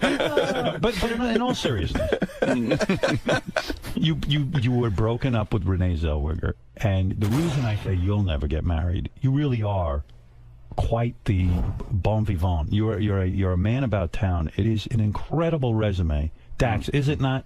His working resume? No, forget his work. I'm talking about the women. Yes, it's incredible. It's incredible. Yeah, I'm going to review. It's really, yeah. Let's get into it. And by the way, I'm still a little bit upset that you don't think I'm going to marry Kristen when you spent time bowling with us. Well, marry her. You know what? That bowling thing I'm now realizing was bullshit. That was complete bullshit.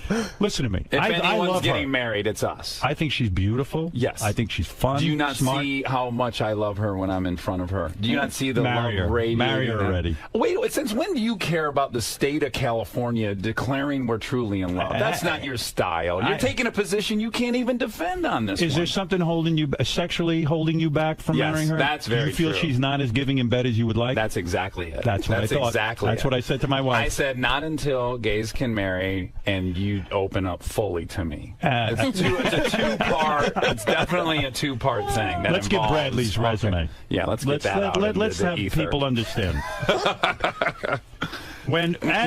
After you broke up with Renee Zellweger. You have any advice for Dax tonight? He's going to do Pierce Morgan, and I know that you did his first show. I did. Yeah. And how did you like that? I enjoyed it. I'm going to be on this evening. On Piers Morgan? Yes, for the first time. I'm going to go directly from here. I enjoyed the show. I like Piers. Yeah. Did you feel like he was trying to get to some, uncover some... Yes, he badly wanted to get me to... Well, he was trying to fight with you. Yeah, first he started out, he wanted to fight with me. You were the first guest? Or the second guest? You Second guest. Yeah, Oprah was the first, right? and then I was Yeah. the second guest. Right. And what was I haven't his been back angle since. for fighting? How was he trying to antagonize you? You say you're the king of all media. I'm the king of all media. Which was ridiculous. Yeah, you can't make that. I said, Piers, look, let me look at you. I'm 58 years fucking old. I mean, it's...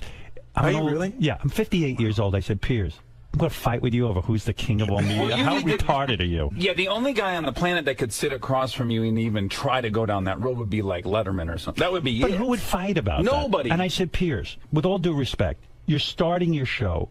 You haven't gotten one ratings book yet. You haven't had an overnight yet. You're claiming to be a king. Don't you have to kind of earn that? Yeah, he's a squire holding the knight's sword at that point. That's right. Thank you. Gathering up the dogs. I can see why you're a screenwriter. Watering the horses and putting the saddle on. That's and right. Leathering. I said to the guy, I said, listen, with all due respect, I mean, go on morning radio and get a couple of ratings books under your belt and see if you really are the king of all media. I like him though. I thought, And do you think there's an heir apparent? I'm being serious right now. Do you think anyone will be you? Because I often think, who will be Stern when you know? Well, I don't know. Hold up in your beach house for the rest of your life. Who will? Well, Piers Is there Morgan. anyone? Piers You Morgan. think him? Yeah. No, Right. I think that I am a unique yeah, conglomeration of my parents, growing up in a black neighborhood. Yeah. All of those experiences have gone into what is so warped about me and so whacked about me. Yeah. And there's so many neurotic impulses in me that how does someone become me unless they go? I couldn't be me unless I had all of those things. Well, yeah, you couldn't even be you if you had to go Yeah, back. the thing about you that I've experienced and I talked about incessantly after I was on here before. I don't know if you remember. And I remember seeing you. and was how and I hope this is a huge compliment. How kind your eyes are. So you could say the most biting things, but when the person's sitting there looking at you, you're doing it with no sort of anger. No malice. Well, your face. Honestly, though, there's But no. you I don't wanna know if know you used to something? have the malice, but That's it's what gone now. Sarah Silverman pointed that out No, just but recently. I don't have. You know what? In my family, words. My mother used to say words are meaningless. Now, believe it or not, they mean nothing to her. And she'd say everything was a joke.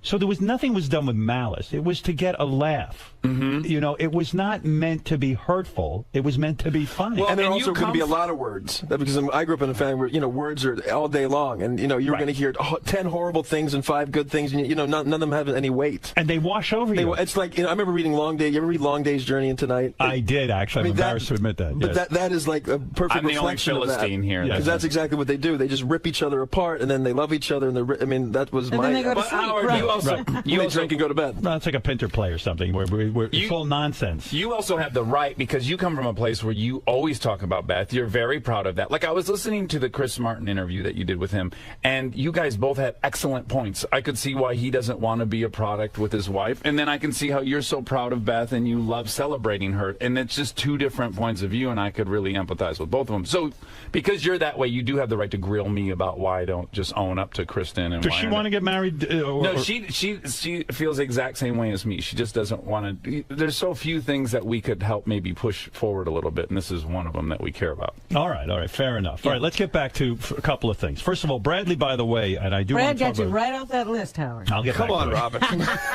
Well, I'd be proud of the fucking list. I mean, look at the women. But Robin, you were going to land yourself on that list until that comment. Bradley, did you play? I kept texting her. She doesn't text me back. Did you play the Elephant Man in a play? Yeah. Yes. That's the role I want. Really? Oh my God.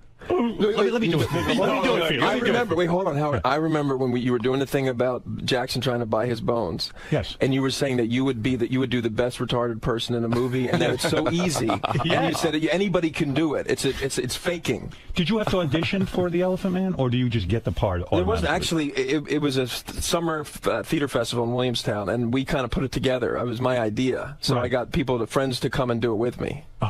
I don't know how you played the Elephant Man, but can I do it for you? Of course. This is how I would do it. Let me get it. Do you mind if I take my pants off before you begin? No. Okay. Oh, yeah. Kindness is so beautiful. Thank you. What do you think? It's actually super good. Let me see you do it. No way. Come on, man. No, it doesn't work like that. How did you do it? I mean, I don't know. Here's the thing. Did you put the voice on? Or? Yeah. Did you make a fucked up face? Did you have makeup or no makeup? No, I don't need makeup. No, but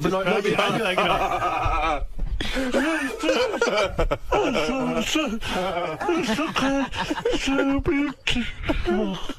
So beautiful. What do you think? You keep saying the same thing. What is it? That's all I know. That's all you ever He's meeting the actress. Give me some shit to say. Is that an actual line from the play? I don't know. No, it should be, though. It really sounds like the moral of the story. It's so beautiful. Well, don't you remember the scene where the beautiful actress says to him, "Oh, you look so handsome," and he goes, "The truth." No, come on. How did you play it? Okay, so the writer, Bernard Pomerantz, wrote the play, and in the preface of the play says you cannot use any prosthetic makeup, nothing. I wouldn't use that. Yeah, and so that's the contrivance of the play. You do whatever your interpretation of what Merrick would be. Right. So, look, the reason I became an actor is that movie. When I was 12 and I saw that movie, it blew me away. Movie, Oh my God! And I became like addicted to that movie, like how it made me feel, and so it was always stayed with me. And did you watch it over and over? Yeah, but not. I mean, maybe I watched it 10 times, I think. Right. And then that was enough. I mean, it wasn't the kind of thing you could keep watching. So give me the. So when I always wanted to be an actor, and then when I was in grad school, I discovered the play, which I didn't even know there was a play. Right. And then I thought, oh, I'd love to do it. Sure. And so, and they were laughing at me, like, you're really going to try to do this? And then I still remember we were doing a reading of it because you had to read it in front of people, and then they would decide whether you could do it. And then I just kind of like broke in a kind of not as good a version of what you just did. And, I wish you could have coached me.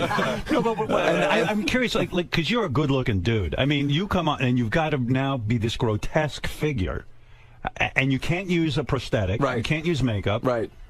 So what is the face? Do you twist your face? Yeah. And you put on I'm a voice? not kidding. It's the idea what you were doing, basically. Let me see you do it. I'm not going to do it. I'm not going to do it. Don't fuck with me. Oh, I'm not fucking with you. I'm not going to do it. Come on, let's go out and fight. Have you guys seen the stage production of Danny DeVito's Why life won't you story do with it? starring Manu Bowl? Have you seen Manu Bowl in the lead as Danny DeVito? It's so good.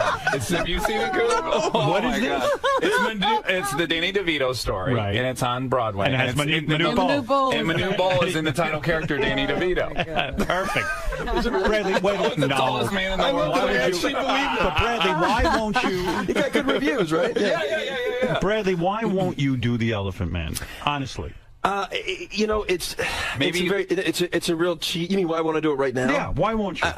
Because it would. I mean, it sounds so cheap. It's so stupid. Let me hear this actor stuff. But it's not. Go ahead. It's not really, and I'm so not. Look, I break into the Elephant. You can tell me Elephant Man, I break into it. Yeah. Why won't you do it? There was some reason you won't. You know how to do it. You've done it. Because it's like you have to become the character. No. It's like because he was a real guy, right? This guy Joseph Carey Merrick, and I kind of like I love this guy. And, right. So an homage. It's not though. It's like, hey, look at this trick.